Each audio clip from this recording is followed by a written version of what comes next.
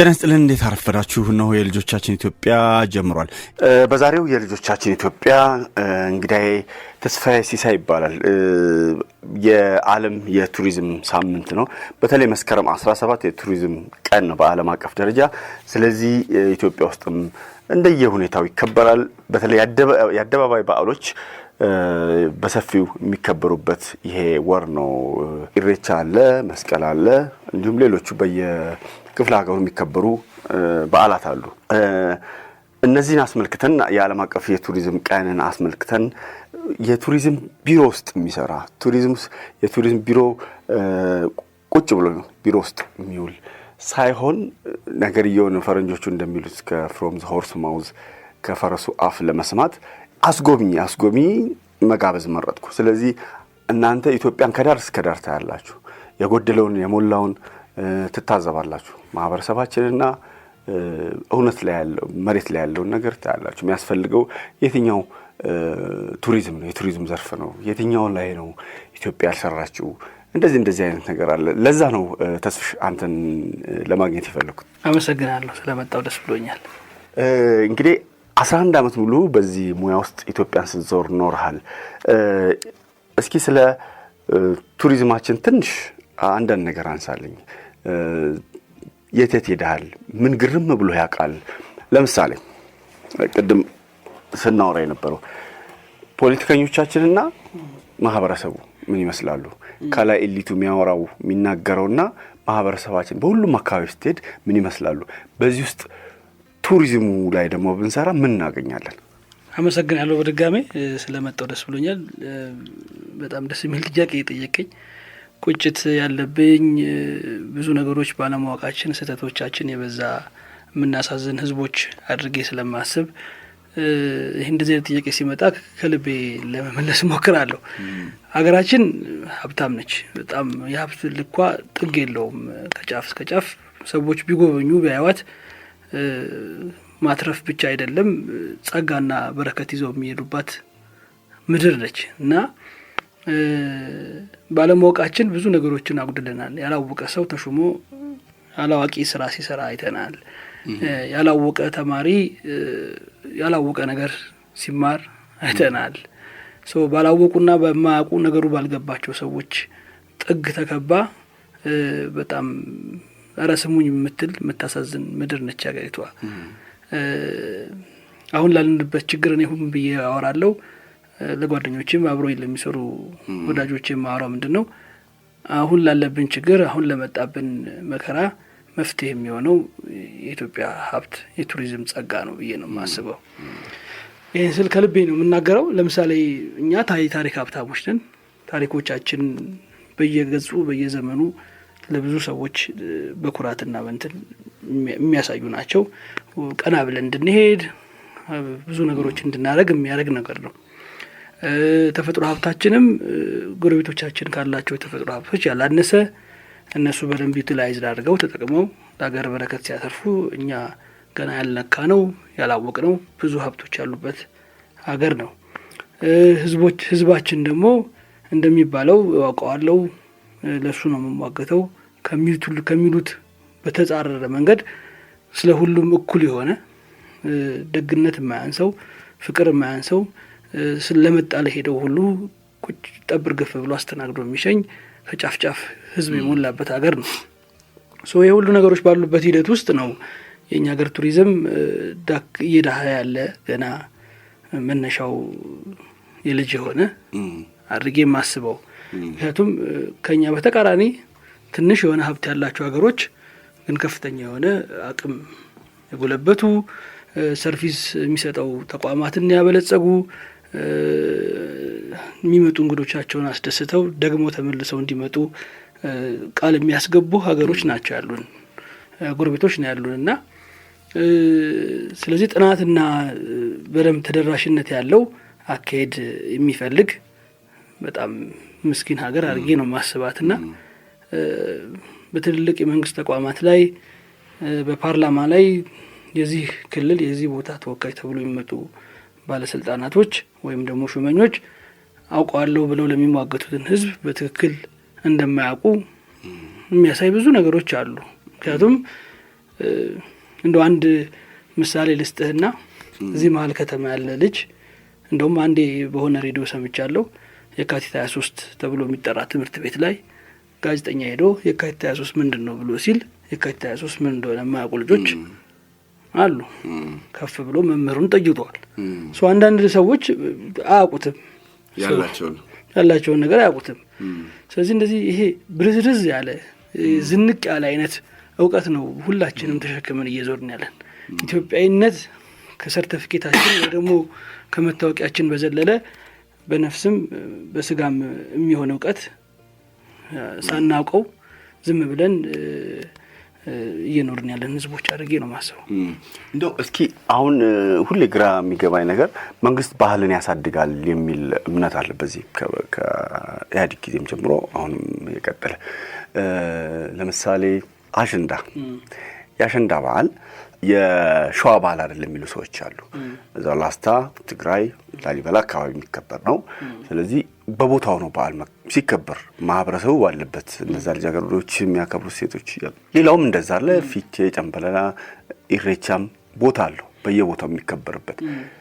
መንግስት ባህል አሳድጋለሁ ብሎ እጁን ሲያስገባ በየክፍለ ከተማው ብር ተዋጥቶ ባጀት ተይዞለት የሆነ አዳራሽ ውስጥ የሜዳ በዓል ነው እንግዲህ በየሆቴሉ በየምናምን ሲከበር አይተናል። ለምሳሌ አሸንዳ መንግስት ሲወጣ የለም አሸንዳ አሁን በዛ ልክ አናየውም። ለምንድን ነው መንግስት ባህል አሳድጋለሁ ማለት? ይሄ አርቲፊሻል ነገር ከሆነ እጅን ስታስገባ አንተ ስትወጣ አብሮ ይወጣል ባህሉ። መንግስት ባህል ውስጥ ምን ይሰራል? እንዲህ አይነት ጥያቄ መጥቶልኝ። በጣም ብዙ ነገሮች ባህል ላይ ምን ያደርጋል እላለሁ። ማስጎብኘት ላይ አንዳንዴ ምን ያደርጋል እላለሁ። ምክንያቱም የሚያስጎበኘውን ነገር መንግስት ሳይሆን ጋይድ ማድረግ ያለበት በአካባቢው ተወልዶ ያደገ ሰው ነው። ነገሩን የሚያውቀው የተማረ ሳይንቲፊካል መንገዶችን የተረዳ ነው። ስለዚህ ወደ ጥያቄ ልመለስና ልክ ነህ። አጀንዳ በሆነ ሰዓት መሀል ከተማ እዚሁ አዲስ አበባ ድረስ በድምቀት የሚከበር ሞቅታው ለሁሉም የሚደርስ ትልቅ በዓል ነበረ። መነሻው ከሰሜን ከትግራይ ከመቀሌ አካባቢ ቢሆንም በብዙ መንገድ ብዙ ሰዎች ስለ አሸንዳ ተረድተው እየኖሩ እዚህ አካባቢ ገብቷቸው የተቀመጡ የሚመስሉ ሰዎች ነበሩ። ግን አልነበረም። ምክንያቱም አሸንዳ ሲዝኑ ራሱ ይሄ የልጃገረዶችና የልጆች የነጻነት ሲዝን ነው።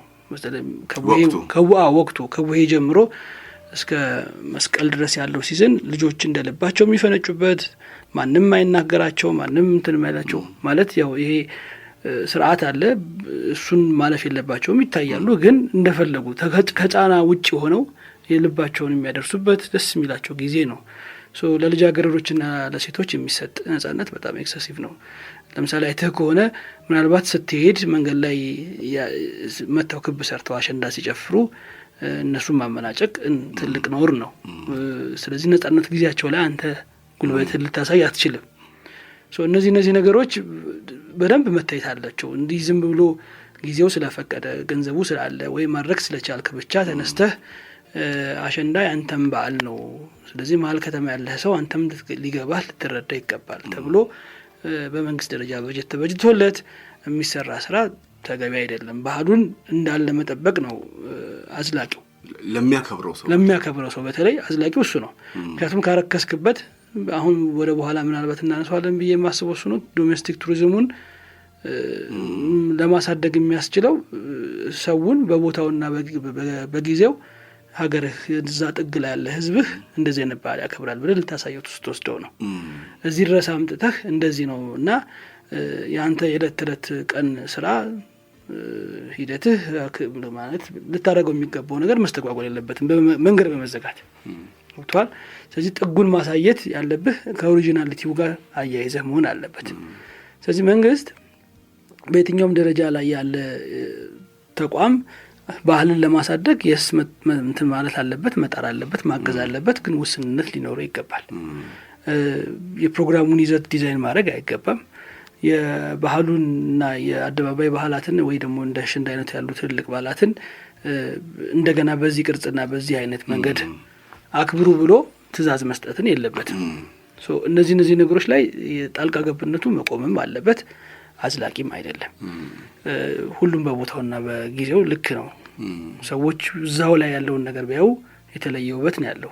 እንዳጋጣሚ እኔ እድለኛ ሆኜ ትግራይ ላይ ያሉ የአሸንዳ በዓላትንም አይቻለሁ፣ ሰቆጣ ላይ ያሉ የአሸንዳ በዓላትንም አይቻለሁ። ሁሉም ውብ ናቸው ቦታቸው። በቦታው ሲሆን ሁሉም ውብ ነው።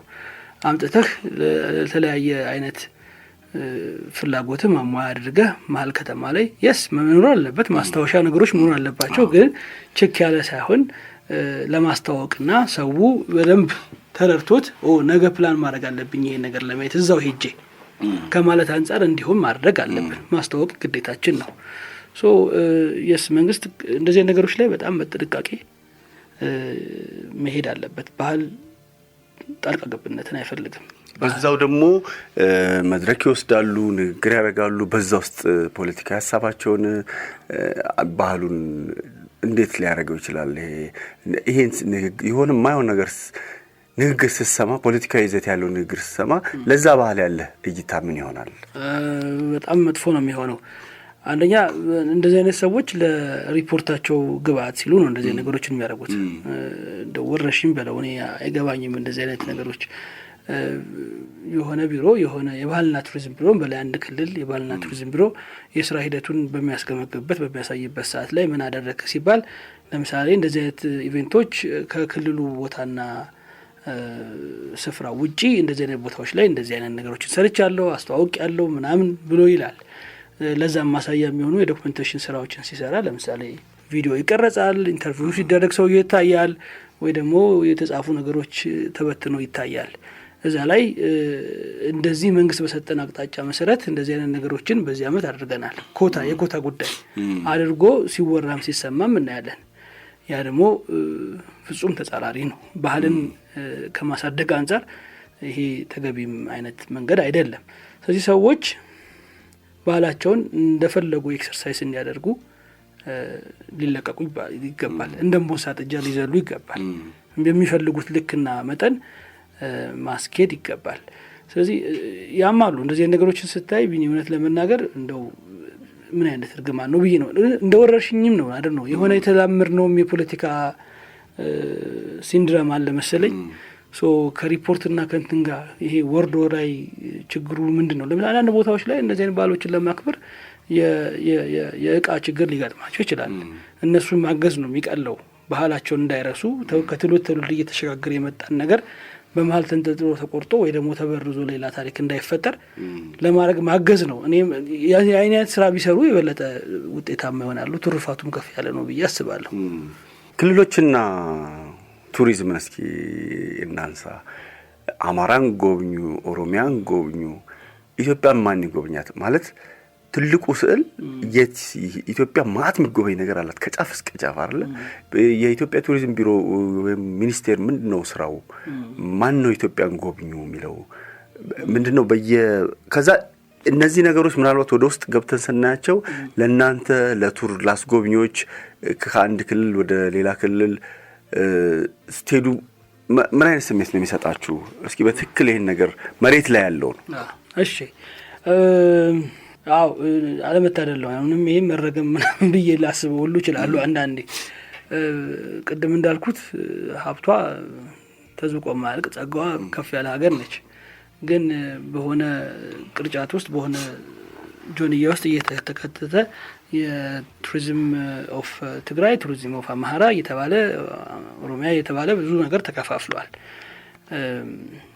ከዛ ቅርጹን ያጣል። ይሄ ትልቁ ፌዴራሉ ዋናው የቱሪዝም ስርዓትን የሚያሳልጠው አካል ጉልበቱም ቅርጹም ያጣል። እንደ አንበሳ ይሄ ጥርሱ እንደ ወለቀ አንበሳ እንዳረጃ አንበሳ ሆኖ ይቀመጣል።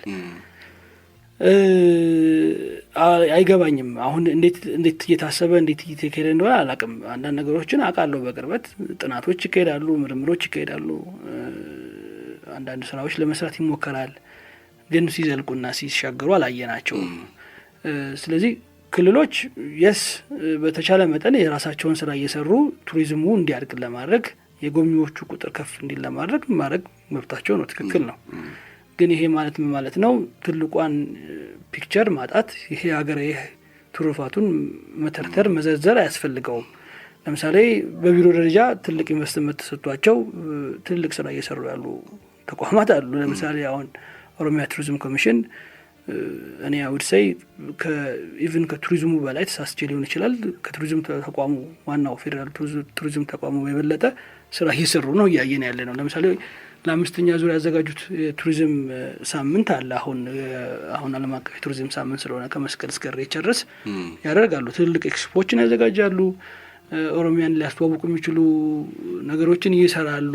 ይሄ ትልቅ ስራ ነው የነሱ በእነሱ ጥረት ከሆነ ግን ይሄንን ሲያደርጉ ያኛው ትልቁ ሀገራዊ ተቋሙ የት ሄደ የሚል ጥያቄ ሁላችንም ላይ ያጭራል። ለምን እነሱ በበላይነት አልሰሩትም ያስብላል። እርግጥ አለመስራቱ ሌላ ምክንያቶች ሊኖሩ ይችላሉ። ግን ደግሞ ማለት ከተኛም መቀስቀስም ያስፈልጋል።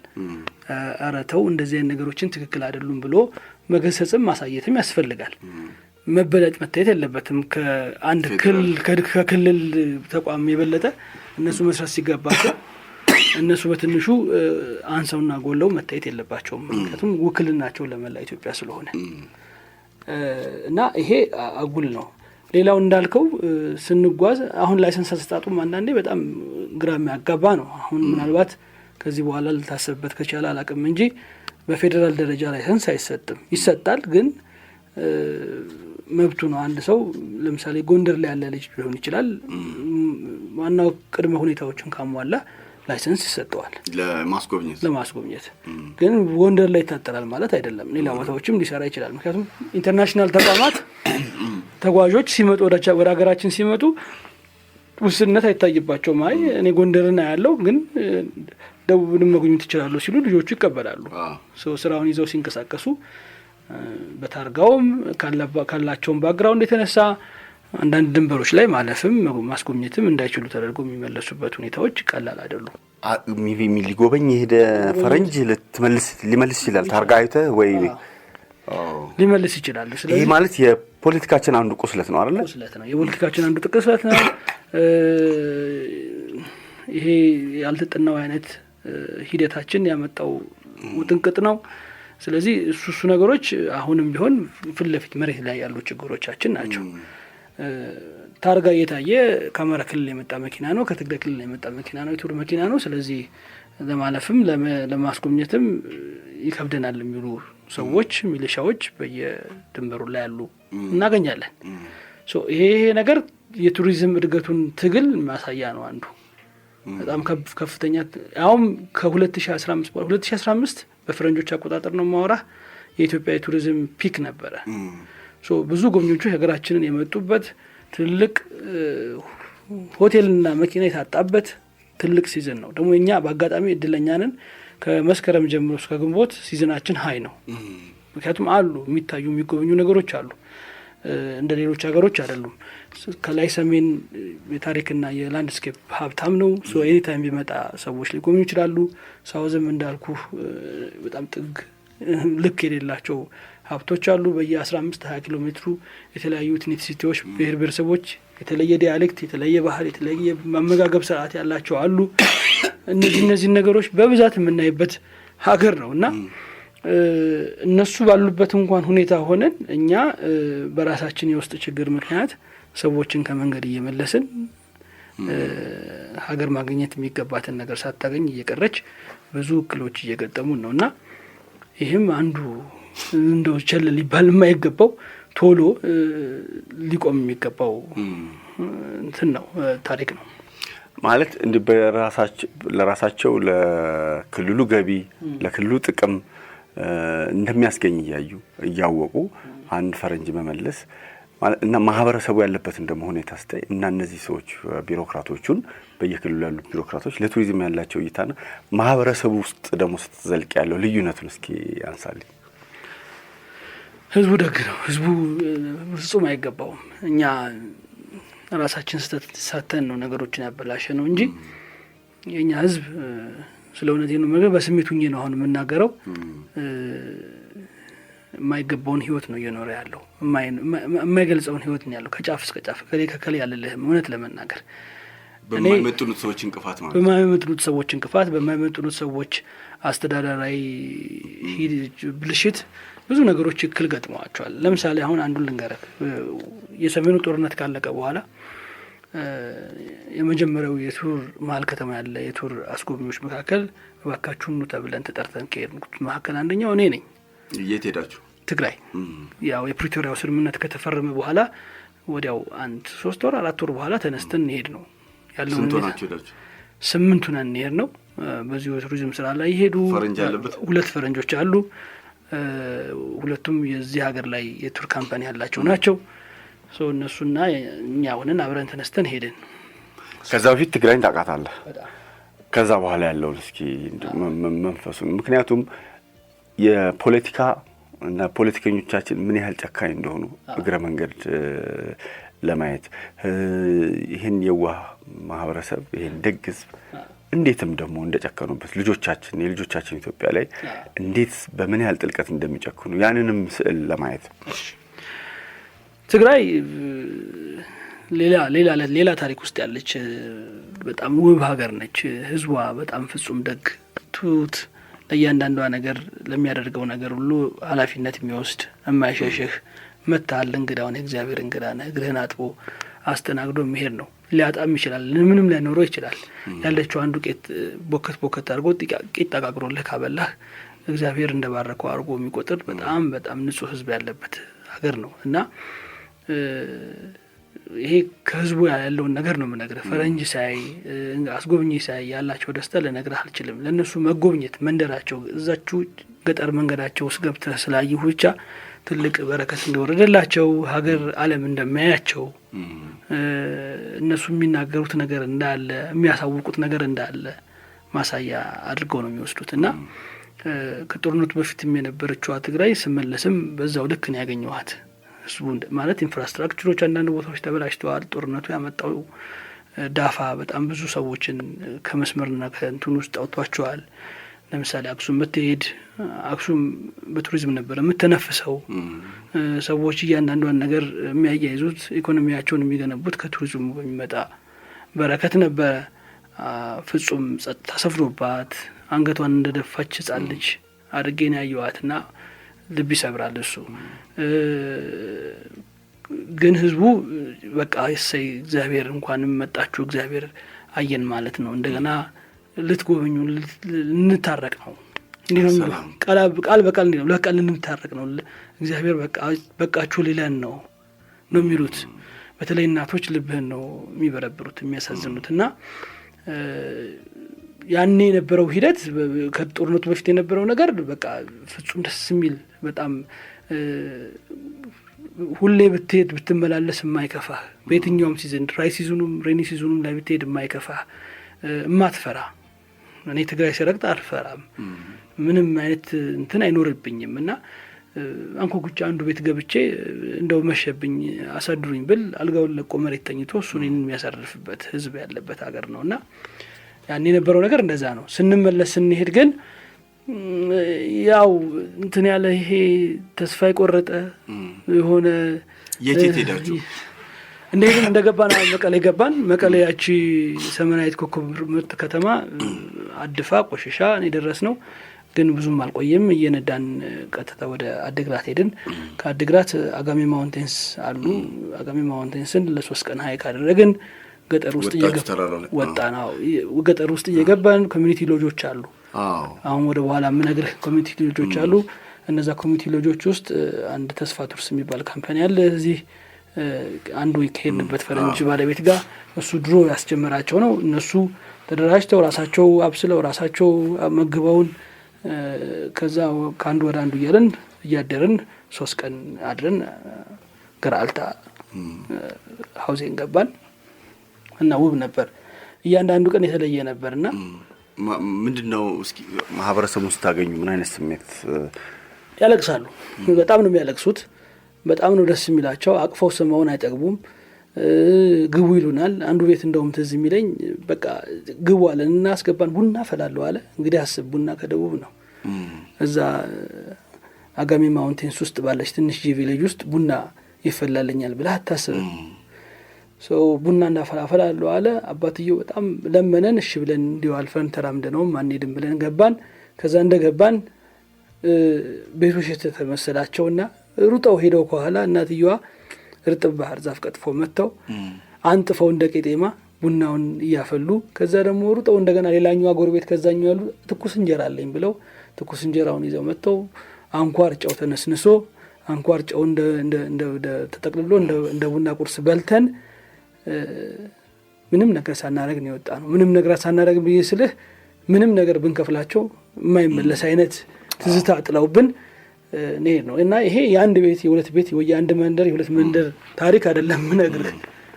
የሁሉም እዛ አካባቢ ያሉ ሰዎች ደስታና ፍቅር የሚያሳየውን ነገር ነው ምነግርህና ይሄንን እዚህ ሰላሌ አይቼዋለሁ። ይሄንን ሳንርቅ እዚሁ ከተማ አዲስ አበባ ጥግ ያሉ ሰዎች ጋር አይተናል። ወደ ባሌ ስንሄድ እርጎ እንደ ውሃ የጠጣንበት ጊዜያቶች አሉ ማለት ስለመጣ ስላየ። እኔ ደግሞ ብዙ ጊዜ እንግዶች እዚህ ስንቀሳቀስ ከተለመዱት የማሳያ ቦታዎች በዘለለ እኔም በጨዋ ጥቤ ቀጥታ አንድ ገበሬ ቤት ይዣቸው ነው የምገባው። በመንገድ ላይ አልወድም ማለት ይሄ እንትኑን ብቻ አቅፈው እንዲሄዱ አልፈልግም።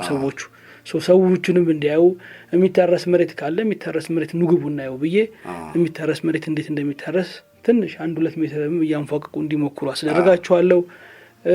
የምታበስል እናት እንጀራ መጋገር እናት ካለች እስቲ አንድ ያሰፊያት አንድ ዙር እንደው ትሞክር ብዬ ማስሞክራቸው አይነት ነገሮች ስላሉ ብዙ ዘመድ አትርፌያለሁ። በሄድኩበት ሁሉ እነዛን ሰዎች እየደጋገምኩ ነው እያየው የሚሄደውና ሁሉም ጋር ያለ ነው ከጥግ እስከ ጥግ ያለ ነውና ወደ ቅድሙ ስንመለስልህ ትግራይ የገጠመን ያ ነበርና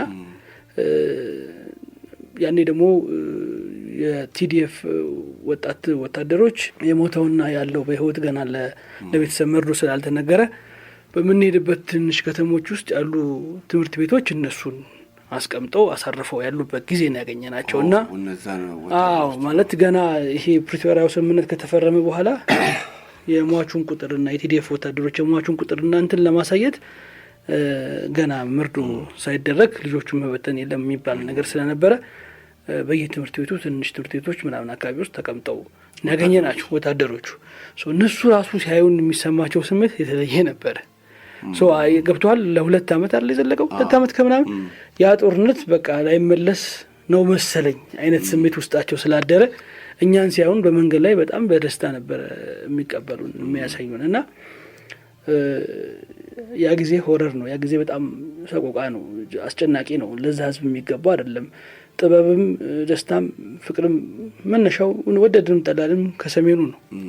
የሀገራችን ማንነትም ቅርጿ መልኳ የመጣው ከዛ በተነሳ ስልጣኔ ፍቅር ደስታ ይሄ ኢትዮጵያዊ ማንነት ነው ሲወርድ ሲወረድ እዚህ ደረጃ የደረስ ነው። ያ ህዝብ እንደዛ ሆኖ ማየት እጅግ ያሳዝን ነበርና ለትርፍ ለሌለው ታሪክ ትርፍ ላላመጣ ጦርነት ሰዎች በህይወታቸውን ሲገብሩ መከራቸውን ሲያዩ ማየት የሚያሳዝን ነው። በፖለቲከኞቻችን በየክልሉ ባሉ ኢሊቶች ወይ ባለስልጣናት ቱሪዝም ምን ያህል ገብቷቸዋል? የቱሪዝም ጥቅሙ ምናልባት ከዚህ በፊት ሰምቻለሁ። ባለስልጣናት አንድ ጥይት ሲተኮስ ለሚበተን ፈረንጅ ለምን መጀመሪያ ጥይት ይተኮሳል ነው።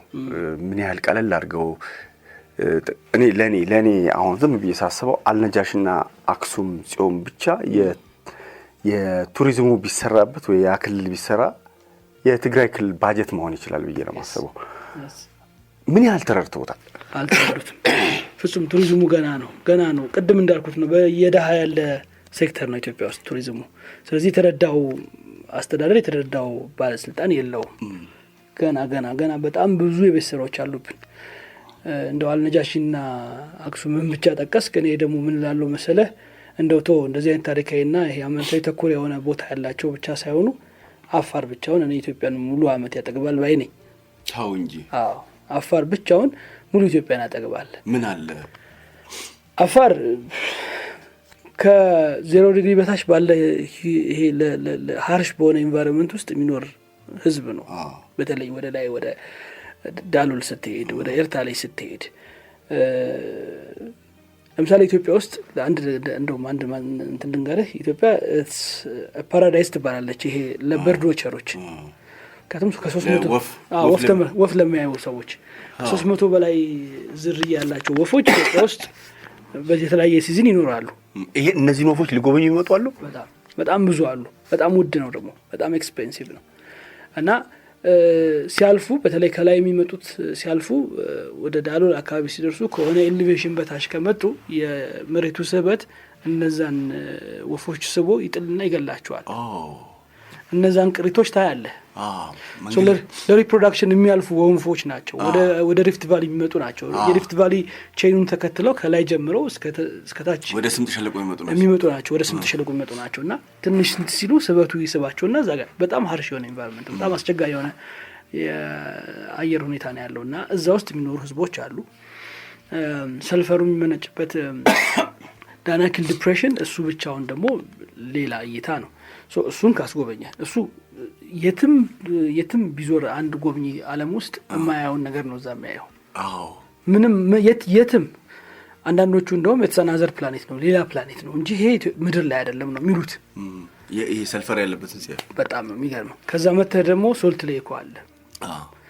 እሱ ሶልት ማይኒንግ ጨውም አለ። ጨው ማይኒንጉም ስለሚሰራ እዛ ማውጣቱም ስለሚሰራ ታየዋለህ። የተንጣለለ ለጥ ያለ ፀሐይ ስትገባ ሌላ ስሜት የሚፈጥር ልክ እዛው ጨው ውስጥ የምትገባ የምትመስል ውብ የሆነ ስፍራ ታያለህ።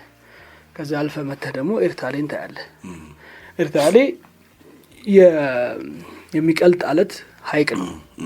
ስለዚህ ሀይቁ ጫፍ ላይ ቁጭ ብለህ እንደ ውሃ የሚፈስ እሳት ታያለህ፣ ትጎበኛለህ። ኤርታሌ ደግሞ እንትን ነው ሞገደኛ ነው። ሌሎች ትንሾችም አጠገቡ በተለያየ ጊዜ ሊያወጣ ይችላል። ሲፈስም ልደርስ ትችላለህ። ስለዚህ ይሄ ማንም ምንም ከፍሎ በተለይ ደግሞ ይሄ የስነ ምህዳር ጥናት የሚያደርጉ ምናምን ሰዎች ደግሞ በቃ በብዙ መንገድ በቅርብ ርቀት ቮልካኖ ይሄ የእሳተ ገሞራ ተራራ ማየት የሚችሉት ኤርታሌ ብቻ ነው። እሱ ሲፈስ እያየኸው ምን እያልክ ነው? እዛው አድረህ እዛው ጫፉ ላይ አድረህ እያየኸው በቅርብ ርቀት ነው እንትን የሚለው።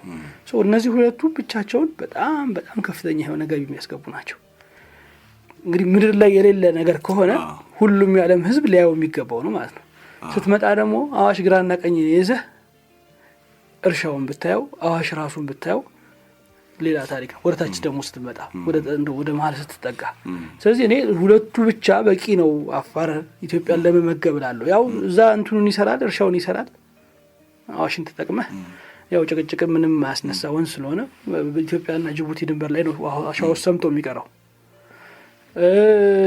ከላይ ደግሞ እነዛ ለቱሪዝም ታሻሽለዋለህ፣ ታመቻቸዋለህ። ይሄ ትልቅ ኢንካም ጀነሬት ያደርጋል። ግን ወደ ጠየቀኝ ጥያቄ ስመለስ አልነጃሺ የኢትዮጵያ በአፍሪካ የመጀመሪያው ሞስክ ነው የሚባለው። ይሄንን ሞስክ በተለይ ቱርኮች ልክ እንደ መካ መዳረሻ አድርገው ነው የሚያስቡት።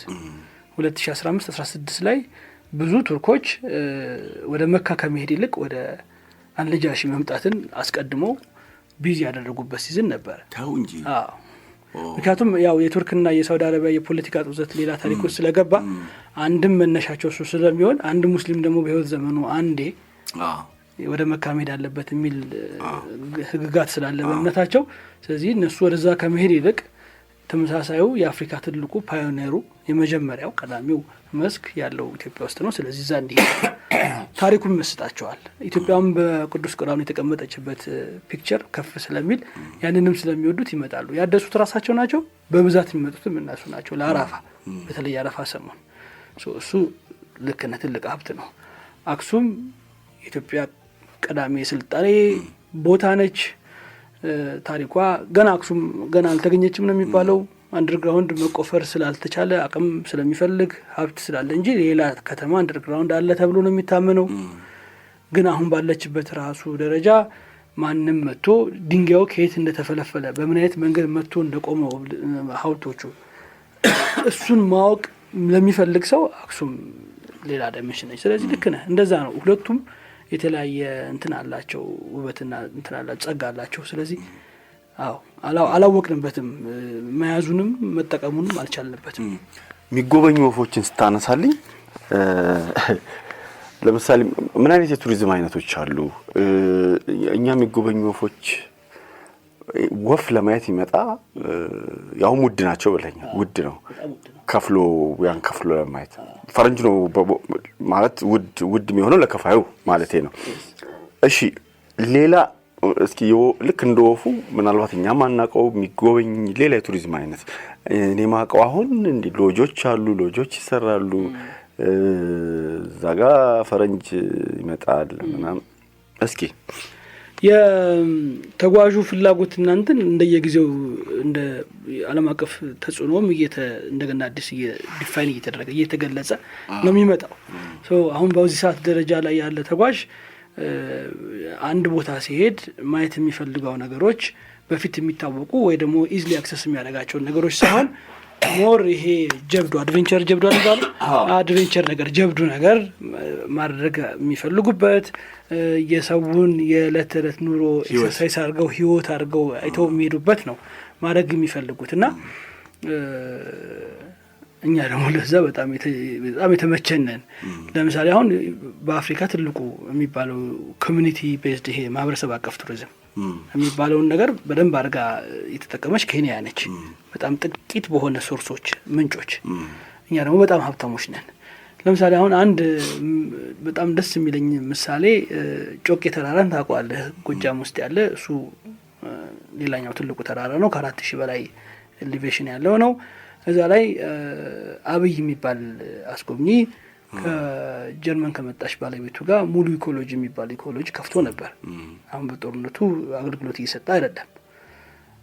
እሱ ቦታ ስትሄድ የተራራው ውበት ትተህ ህብረተሰቡ በምን አይነት ልክ እንደሰለጠነ ብታይ ትደነቃለህ። ቤቱ ሊትራሊ የዛ አካባቢ ማህበረሰብ ቤት ነው የሚሰራው። ምንም የተለየ ነገር የለውም። እንግዶች ሲመጡ የሚመጡት ሚኒመም 1 ሳምንት ከዛ በላይ ሊቆዩ ነው። 1 ሳምንት መጥተው ውሃ ለመቅዳት ከሴቶቹ ጋር ውሃ ለመቅዳት ወንዝ ይወርዳሉ። ፈረንጆቹ እርሻ ይሰራሉ፣ ጎጆ ይሰራሉ፣ ጭቃ ይመርጋሉ፣ ቤት ከብት ይዘው ይወጣሉ። ይህን ነው የሚፈልጉት። በቃ አለቀ። ያልኖሩትን ህይወት ነው የሚፈልጉት። ናቹራል የሚሆንባቸው እንደዛ ነው። 4 ስታር 5 ስታር ሆቴልማ ሀገራቸው አለ። ገብቷል? 4 ስታር 5 ስታር ሆቴል ለግጀሪ የሆኑ ቦታዎች አለ ሞልቷል። እሱን በመሸሽ ይሄ ናቹራል ኦተንቲክ የሆነውን ህይወት ለማየት ስለሚፈልጉ ይመጣሉ። በጣም ደስ የሚል አይነት ሰርቪስ እዛ ቤት ይሰጥ ነበር። ተመሳሳይ ነገሮች ናቸው ቅድም የነገርኩ የአጋሜ ማውንቴንስ ኢኮሎጂ ስራዎች የሚሰሩበት እና እንደዚህ ኮሚኒቲ ማህበረሰብ አቀፍ ቱሪዝም ከታሰበበት እና በደንብ ከተገባበት በጣም የምናተርፍበት እንትን ነው። ሌላው ደግሞ እንደየ አካባቢው ለምሳሌ አሰላ፣ አርሲ አሁን ሰው አይመስለውም እንደው ራጮቻችን የረጅም ርቀት ራጮቻችን በብዛት የፈለቁበት ቦታ ነው። ያ ቦታ የስፖርት ቱሪዝም መዳረሻ መሆን ይችላል። ለምሳሌ አንድ ማቀው አብሮኝ ያለ አሁን ጓደኛዬ ነው፣ ፓርትነሬም ነው። ጣሊያን ነገር የተወለደ ሰው መጀመሪያ የማራቶን ሯጭ ሎንግ ዲስታንስ ሩጫ ስለሚወድ ኢትዮጵያ ትሬን ማድረግ ስለፈለገ መጥቶ ሰሜን ማውንቴንስ ሄደ። ሰዎች አገኘ፣ ጓደኞች አገኘ። እዛ የሰሜን ማውንቴንስ ህይወትን ወደደው፣ ደስ አለው። እቺ ሀገር ውብ እንደሆነች ከጥግ እስከ ጥግ ለየ። አይ የኔ ህይወት እዚህ ነው አለ። እዚሁ እየኖረ እዚሁ ቀረ። አሁን 12 አመቱ ነው ኢትዮጵያ ውስጥ መኖር ጣሊያን ኢትዮጵያዊ ባለቤት አግብቶ ቢዝነሱን እዚህ ራን እያደረገ አሁን ከሚንቀሳቀስ ትልቅ የቱሪዝም ባለሙያ መካከል ኢትዮጵያ ውስጥ አንደኛው እሱ ነው። አለ ይሄ የአትሌቲክስ ቱሪዝም ማዳበሪያ ቦታ መሆን ይችላል። ያ ቦታ ታሪካዊ ነው። አሰላ የነ ደራርቱ መፍለቂያ ነው። ያን ቦታ በእንደዚህ አይነት ሂደት ውስጥ ብቻ የተዘጋጀ አድርገህ ብታዘጋጀው ብዙ ለሩጫ ለጤናቸውም እንደ ፕሮፌሽንም እንደ ሙያም አድርገው የያዙት ሰዎች መጥተው አርፈው ሳምንትም 2 ሳምንትም አርፈው የሚሄዱበት ነው። ከዛ የሚገኘው ገቢ ቀላል ነገር አይደለም። ሽመናን ብታይ ዶርዜ ላይ ሽመናን መሰረት አድርገህ ብዙ የፋሽን ኢንዱስትሪ ባለሙያዎች የሚመጡበት ኦሪጂናል የሆነ ቴክስታይሎች ጨርቃ ጨርቆችን የሚያገኙበት ብዙ እንትኖችን የሚሰራበት ኤሪያ ታደርገዋለህ። እነዚህ ነገሮች አሉና የምግብ ቱሪዝም በጣም ቀላል ቱሪዝም አይደለም፣ ከባድ ቱሪዝም ነው። እኛ ደግሞ ባይ ዲፎልት አይደለም ባይ ቻንስ ልበለው በድል ደረጃ ብዙ ይሄ ሀገራዊ የሆኑ ጣዕሞችና ምግቦች ያሉብን ሀገር ነን። እሱን የማይፈልግ ሰው የለም። መምጣት ይፈልጋል። ሲመጡ የመጀመሪያ ቴስታቸውን እድሜ ልካቸውን የሚያስታውሱ እንግዶች እኔ በህይወቴ አልፈዋል። እና ይሄ ነገሮች በደንብ አልተሰራም፣ በደንብ አልታየም። ብዙ ነገሮችን አልገለጥና አላገላበጥንም እንጂ ሀገራችን ብዙ ስራዎች አሉ። ለምሳሌ አንድ ሁልጊዜ የሚገርመኝ ዩጋንዳ ሰርቶ አይቶ ኢትዮጵያ የመጣ አንድ ጀርመናዊ ክላይንት ምን አለኝ አንዴ፣ ጎብኝ ነው። ዩጋንዳ ሄደ ኢኳቶሪያል ነው ይሄ ኢኳቶሪያል ላይኑ የምድር ወገብ የምታልፍበት ኢማጂኔቲቭ ላይን አለ ተብሎ የሚታሰብበት ጋር የሆነ ሞኑመንት የሆነ ሐውልት ነገር አስቀምጠዋል። ስለዚህ አሁን አንተ ሊትራሊ እንትኑ ጋር ነህ፣ ኢኳቶሪያል ላይ ነህ፣ የምድር ወገብ ላይ ነህ ተብሎ ተነገረው። እሱን ከፈላ የተወሰነ ጎሬላዎችን አየ። ከዛ ኢትዮጵያ መጣ። ስራው እንደዛ ስለነበረው የረፍት ጊዜው ፕላኑ እንደዛ ነበር። ከዛ እኔ ደግሞ የትጆ ሄድኩኝ፣ ባህር ዳር አስጎብኘሁት፣ ጢስ አባይን እንዲጎበኝ ያደረኩ። ከዛ በኋላ ጎንደር ገባን። በድራይቭ ነው ማለት ጎንደር ገባን። ጎንደር ገብተን እየነዳን ሰሜን ማውንቴንስ ገብተን ሰሜን ማውንቴንስ አድሮ ደስ ብሎት ጨርሰውን ከዛ በሊማሊሞ አድርገን በዋልድባ በር አልፈን አድርቃ የምትባል ከተማ አለች፣ እሷን አልፈን ትግራይ ገብተን ከዛ በኋላ ሽሬ፣ ከሽሬ አክሱም ገብተን አድረን እንደገና ኔክስት ዴይ ገራልታ ገብተን ገራልታ ሃይክ አድርገን ተራራው ገዳማት አሉ፣ በጣም ውብ ገዳማት። አቡነ ማታ የሚባሉ ተራራ እዛ ነው ያለው። ክርስትና እናቶች ለማስነሳት ይወጣሉ። እሱን ማመን ነው የሚያቅተው። እሱን ጨቅላ ልጅ ክርስትና ለመነሳት ተራራ ላይ ይወጣል። እንግዲህ አስበው፣ ያስፈራል። አዎ ማለት እንደዛ ነው። ግን ደግሞ አንዳንድ ነገሮች ከነፍስ ጋር የሚያዙ ናቸው። ቆይ መለስልሃለሁ ወደዚህ እና ሄዶ ከዛ በኋላ ጨርሰን ከገራልታ በአጉላ የምትባል ከተማ ትንሽ ከተማ አለች፣ ወደ አፋር ገብተን ኤርታሌን፣ ዳናኪል ዲፕሬሽን ዳሎልን አይተን ጉዟችንን አዳማ ላይ ጨረስን። ወርደን አንኮበር ገብተን ከአንኮበር ባልዩ አምባ አድርገን ዶሆሎጅ ተቀምጠን 1-2 ቀን ከዛ በኋላ አዳማ ላይ ጨረስን። ከዛ ምን እንዳይን ታውቃለህ? እድለኛ ነህ በጣም አንተ። ሙያን ወደድኩት። እሺ ምን እንዳይን ታውቃለህ? አውሮፓ ውስጥ አለኝ ከሁለቱን ኤክስትሪምስ፣ ለምሳሌ አሁን በጣም ሙሉ ለሙሉ ጥቅጥቅ ካለ ጫካ ልም ወዳለ በረሃ ለመሄድ ሚኒመም የ4-5 ሀገር ቪዛ ያስፈልገኛል። እናንተ ደግሞ የ1 ቀን ድራይቭ፣ በቃ ማክሲመም የ1 ቀን ድራይቭ ነው፣ የ2 ቀን ድራይቭ እሺ ከፍ ካለ፣ ከዛ ውጭ የለም ማለት እና ይሄ እድል ነው፣ ጸጋ ነው ነው ያለኝ። እንደዚህ ሊትራሊ ቃል በቃል እውነቱን ነው። ከዛ ዩጋንዳን አይቶ ስለመጣ በጣም ተደነቀ። እዛ 2 ነገር ነው ያየሁት። እዚህ አይ ካንት ኢቭን ፕሮሰስ ማለት እንትን ማለት ራሱ አልቻልኩም። ማለት ኦቨርላፕ አደረገብኝ፣ ተደጋገመብኝ። አንደኛውን ጣም ሳላጣጥም እናንተን ሳልል እንትን አልኩኝ። በቃ አሁን ሊማሊሞ በብዙ መንገድ ሰዎች እዚህ መሀል ያሉ ሰዎች ሲጠየቁ ሊማሊሞ እንደው ተራራው ኃይለኛ እንደሆነ መንገዱ አስቸጋሪ እንደሆነ ምናምን ነገር ነው። ያው ለከባድ መኪና ላይ ጣሊያን የሰራው መንገድ ነው። ጣሊያን በወረዳ ጊዜ ሲመጣ የተሰራ መንገድ ነው። ያን ተራራ እንደዛ አድርጎት ተሰርቶ ትግራይና አማራ ክልልን ያገናኘ ውብ መንገድ ነው እና ያ መንገድ እንትኑ ይሄ እይታው ገጽታው ፍጹም ነፍስ ነው የሚገዛው። በቃ ከተራራው ውስጥ የሚወጣው ንጹህ ውሃ ጠጥተው አይደለም አይተው አጠግብም አለ የሚወጣው በጣም ገራሚ። ተራራው ጫፍ ላይ ሆነ ወርታች የምታየው ስነ ምህዳር በተለይ ደግሞ አሁን በዚህ ሲዝን ከሄድክ መስከረም መጨረሻ ጥቅምት መጀመሪያ አካባቢ ከሄድክ ተንፍስ። እኔ ተራራን እንደ እግዚአብሔር ነው የምቆጥረው። እንደው ፊት ለፊቴ የሆነ ጉዝ አካል የሚያናገረኝ አይደለም ነገር ማስበው እና የተለየ ነውና ይሄ ሰውዬ ይሄን ሁሉ ጥቅብ ብሎ ነው ሄደው። በፍጹም እድሜ ልኩን አይረሳም። አሁን የረጅም ጊዜ ወዳጆች ነን። ብዙ ሰዎች ልኮልኛል። ይሄ ሀገር ገና ነው ይላል። ገና ነው ይሄ ሀገር ገና ነው። ልብ ያለው አይነት ስርዓት ይፈልጋል፣ ጉልበታም የሆነ ስርዓት ይፈልጋል እንጂ ይሄ ሀገር ገና ነው።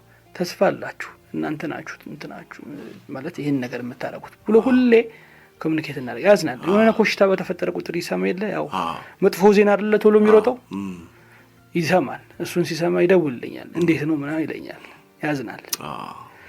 ስለዚህ የኛ ሀገር ጉዳይ የኛ ሀገር ነገር ገና ምንም ያልተነካ ነው። ትልቅ ጉልበት ይፈልጋል፣ ዝግጁነት ያስፈልጋል። አሁን እንደቀደም እንደው ላያይዝና በዚህ ለመለስልህ ዝግጁነት ያስፈልጋል ማለት ነው። ለምሳሌ ዶሜስቲክ ቱሪዝሙ ከማን በፊት ቀድሞ መሰራት አለበት? ምንድነው ዶሜስቲክ ቱሪዝም?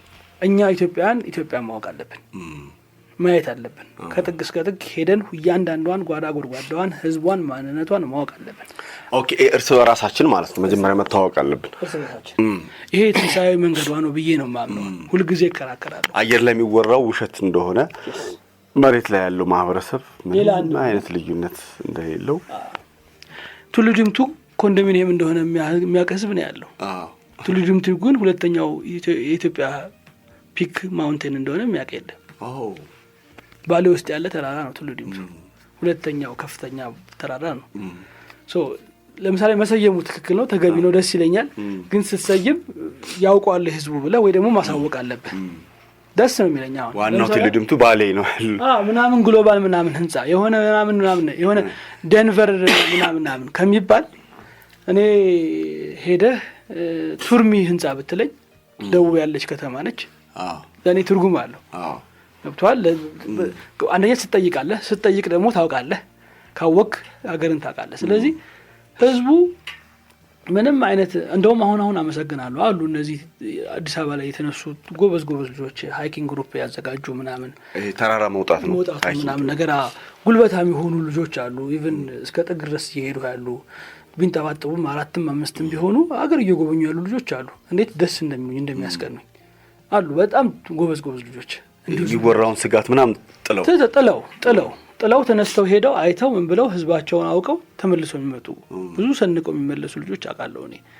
እና እንደዚህ አይነት ይሄ ሀገር አቀፍ ደረጃ በካሪኩለም መቀረጽ ያለበት ሰዎች ማወቅ ሲገባቸው ማወቅ ያለባቸውን ነገር በእድሜ በእንትናቸው በጊዜያቸው ልክ ተመዝኖ ተለክቶ ይሄ ነገር ይሄ ነው። አሁን ናሬሽኑን አለ የምንፈልገው። ይሄ የሚባል ሀብት አለህ። አዲስ አበባ የሚማር አንድ የ5 የ6 ዓመት ልጅ ቱርሚ የምትባል ከተማ ደቡብ ላይ አለችልህ፣ ደቡብ ኦሞ ላይ እዚች ከተማ እቺ ከተማ የዳሰነችው የጸማዩ የኮንሶው መገበያ ቦታ ነች፣ ግን ከተማ ነች፣ ሁሉ የሚገናኝበት ነው ብለህ ብታስረዳው ምንም ክፋት የለውም። ታሪክ አይደለም የምታወራው። ወረድ ብለህ ደግሞ ትንሽ እንደው ወደዛው ወርደህ ደግሞ ቱርካና ኢትዮጵያ ውስጥ ካሉ የስምጥ ሸለቆ ሀይቆች ውስጥ የመጨረሻው ኬንያ ድንበር ላይ ምንድነው ቱርካና ነው። እዛ ጋር የሚወጡ አሳዎች የሚጠመዱ አሳዎች ውብ ናቸው፣ በጣም ትልልቆች ናቸው። እንዲህ የሚባል ሀይቅ አለህ። አሳ ከዛ እየመጣ ነው እዚህ የምትበላው ብትለው ምንም ችግር የለውም። ብቻ ኤኒዌይስ ለማለሞቹ ተውና ዝርዝር ተደርጎ በልካችን በእንትናችን እንደዚህ የሚባል ሀገር አለህ፣ እንደዚህ የሚባል ቦታ አለህ ብለህ በተነገረው ካሪኩለም ደረጃ ከፍ ሲል ደግሞ ትልቁ ከፍተኛ ተቋማት ላይ ያሉ ተማሪዎች ደግሞ ዩኒቨርሲቲው ለምሳሌ የምርቃት ፕሮግራማቸውን ከሚያዘጋጅ እንደው ኤግዛምፕል ነው የምነግርህ። በዚህ ዓመት የምርቃ ጊዜያችሁ የምትመረቁት እንሂድና ባሌ ሮቤ ነው ሊሆን ይችላል። እዛ ሄዳችሁ አይታችሁ ብላችሁ መመረጥ ነው ምርቃታችሁ። እንደ ሽልማት እንደ ሪዋርድ ቢያረግ ባዕድነት እንዳይሰማው ቢያረግ ሀገሩ የራሱ እንደሆነ እንዲገባው ቢደረግ ይሄ መጀመሪያ ጉልበት ይሆናል። ያወቀ ደግሞ ሀገሩን ያወቀ ነገ ያገለግላል፣ ይሰጣል። ያለውን እስከ ደም ጠብታ ድረስ መስጠት ያለበትን ይሰጣል። አይከልለውም፣ አይታየውም። ይሄ ክልል ተብሎ የተቀመጠ ባውንደሪ ምኑም ጋር አይመጣም። ነጥቷል። ውክልናው ለሁሉም እንደሆነ ይረዳል። ለውክልናው ደግሞ ተገዥ ይሆናል። ሄዶ ይሰራል፣ ያገለግላል፣ ይሰጣል። እንደዚህ አይነት እውነቶቹን ማበልጸግ ስንችል ከዛ በኋላ እንግዳ ለመቀበል ምንም ስጋት አይኖርብንም። ይሄንን ማለት ደግሞ ኢንካም ነው። የሚገርም ነገር ማለት የሚጓዘው እኮ ሰው ዝም ብሎ አይጓዝም። ለምሳሌ በአፍሪካ በጣም በትልቁ የዶሜስቲክ ቱሪዝም የሀገር ውስጥ ጎብኚ ተጠቃሚ የሆነችው ደቡብ አፍሪካ ነች። በጣም ከፍተኛ ገንዘብ ነው የምታገኝበት። ኬንያ ሁለተኛ ነች። በዓለም አቀፍ ደረጃ ኮስታሪካ ነች የዚህ አይነት ኢኒሼቲቭ አምጪ ተብላ የምትጠራ። እነሱ ብዙ ሰዎችን ሀገራቸውን እንዲያዩ ቻይና በጣም ከፍተኛ ሬቨኑ ያላት ቻይናዎች ሀገራቸውን በደንብ ጠንቅቀው እንዲያውቁ ስለሚፈለግ መንግስት በብዙ መንገድ ነገሮችን አቅልሎ ቻይናዎች ኢንቢሊየንስ የሚቆጠሩት ቻይናዎች ከጫፍ እስከ ጫፍ ያለችው አይናችን ትልቁ ሀገራቸውን እንዲያውቁ ያደርጋሉ።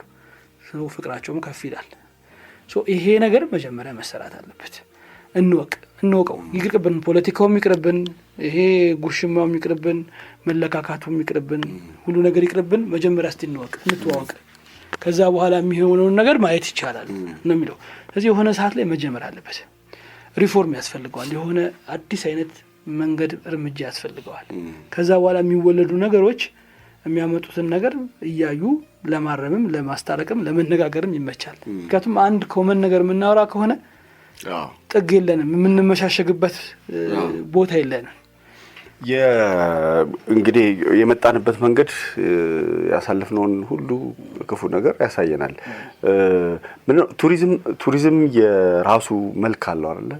ግን ፖለቲከኞቹ እናሳድግ ወይ እናሳምር ብለው ሲገቡበት ደግሞ እንደናንተ አይነት ባለሙያዎች አታርክሱት የማለት አቅምም የላችሁም። ለምሳሌ የዶርዜን ስከርቭ ብናነሳ ወይ ሸማኔው ባለው አቅም በእጅ ስራ ውበት አለው አይደለ? እሱ የሰራውን ከዛ ለቱሪስቱ ይሸጥለታል። ዋጋው ምንም ሊሆን ይችላል። ይሄንን አንተ እንደዚህ አይነት ባህላዊ አልባሳትን ፖለቲከኛው በሆነ በብዛት በሚሊዮን ወይ ከቻይና አሳትሞ ሊያመጣ ይችላል። ምንድነው የቱሪዝም መልኩ ላይ እንደው ውበቱን አያጠፋውም? እንዲህ አይነት ነገር ስታይ በጣም የእጅ ስራ የሚከበርበት ጊዜ ላይ ሆነን የእጅ ስራን እንዳይከበር ማድረግ እና መስራት በጣም ያሳፍራል። ሽሮ ሜዳ አሁን ብንሄድ ተያይዘን እናንተ ከዶርዜ የመጡ ትልቅ ሸማኔዎች ሽሮ ሜዳ ላይ ቁጭ ብለው ትግል ጥጥም ማግኘት ከባዱ ነው። አሁን ግን እየፈለጉ ከዛው ከዘር ማንዘራቸው ጀምሮ የተላመዱት የታወቁት ስራ ስለሆነ እሱን ላለማጣት እዛው ላይ ያላቸው ጥበብ በጣም ከፍተኛ ስለሆነ በሚሄዱበት የትውልድ ቅብብሎች ስራ ውስጥ ታግለው የሰሩት ስራ እንዳልከው ከቻይና በመጣ እንትን ተመርዞ ታያለህ። እና እቺ የስከርቭ ፖለቲካ በጣም ታሳዝነኛለች። በጣም ታሳዝነኝ። የሆነ ጉባኤ ዘጋጅ የሆነ መስሪያ ቤት ወይ የሆነ ክልል ቢሮ በብዛት እንደዚህ ነገሮችን እንዲሰሩ ይፈልጋሉ። ሸማኔው በትክክልና በጊዜው አያደርስም ብለው ስለሚያስቡ ከቻይና ወይ ከሆነ ሀገር ልክ ከሀይ ኮፒ ተደርጎ በተሰሩ እንትኖች ይጥለቀለቃል። ከዛ ባህሌን አክባሪ ነኝ ይላል ይሄ ካድሬ ተመልሶ። ከዛ እነዚህ ሰዎች ባህላችን ላይ ለባህላችን ነው የምንሰራው፣ የዚህ ክልል ቢሮ ኃላፊ ነን፣ የባህልና ምናምን ቢሮ ኃላፊ ነን ብለው ይሰራሉ። ጥፋቱን ከራሳቸው ጀምሮ ማለት ነው። እንደዚህ አይነት ነገሮች ናቸው ነገሩን እየመረዙት ያሉት፣ ባለቤትነት ያጣ አይነት ስሜት እንዲኖሩ ያደርጉት። እና ሽመና አሁን ፖተሪ አሁን ለምሳሌ ይሄ ሸክላ ስራ አሁን ጃፓን ነች አይደል በትልቅ ደረጃ የምትሰራው። የኛ ሀገር ሸክላ ስራ እኮ ማንም የሚናገርለት ያጣ እኮ እንትን ነው ሴክተር ነው። እንስራ አሁን በዚህ ጊዜ ቅርብ ጊዜ የተጀመረው እሱን አሁን ስንቶቻችንን ሄደን ያየናቸው እነዚህ እንስራም ይሆናል እንስራም ይሆናል። መንግስት በተወሰነ መንገድ በጀት አድርጎ የአዲስ አበባ መስተዳደር በጣም ክሬዲት ሰጣቸዋለሁ ያሉ ሰዎች እንዳይጠፉ ተብሎ ተሰብስቦ አንድ ወርክሾፕ ተዘጋጅቶላቸው እዛ ውስጥ ነው የሚሰሩት። ሸክላ ነው የሚሰሩት። እዚሁ አዲስ አበባ ነው ያለው። እኔ እንግዶችን ይዤ ሄዳለሁ። እዛ የሚጎበኝ ቦታ ነው፣ የሚገዛ ቦታ ነው። ሲያምር እንዴት አድርገው እንደሚሰሩት እና እሱ አሁን ልክ ይሄ ቋንቋ ተወልዶ አድጎ ምናምን ይሞታል እንደሚባለው አይነት ነገር አይደለ?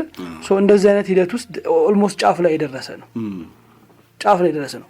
እንደዚህ ነገሮች ብዙ ናቸው። ሰብሳቢ አጡ። ኢቭን ከገበያ አንጻር እንኳን ስታስበው ሰብሳቢ አጥተው እዛው ባሉበት ቦታ ተወስነው በስብሰው እንትን ብሎ የቀሩ ብዙ ነገሮች አሉ እና ትኩረት ማጣትና ያለንን ሀብት በትክክል አለመረዳት ብዙ ነገር አሳጥቶናል። ያለንን ምን ያህል እናውቃለን?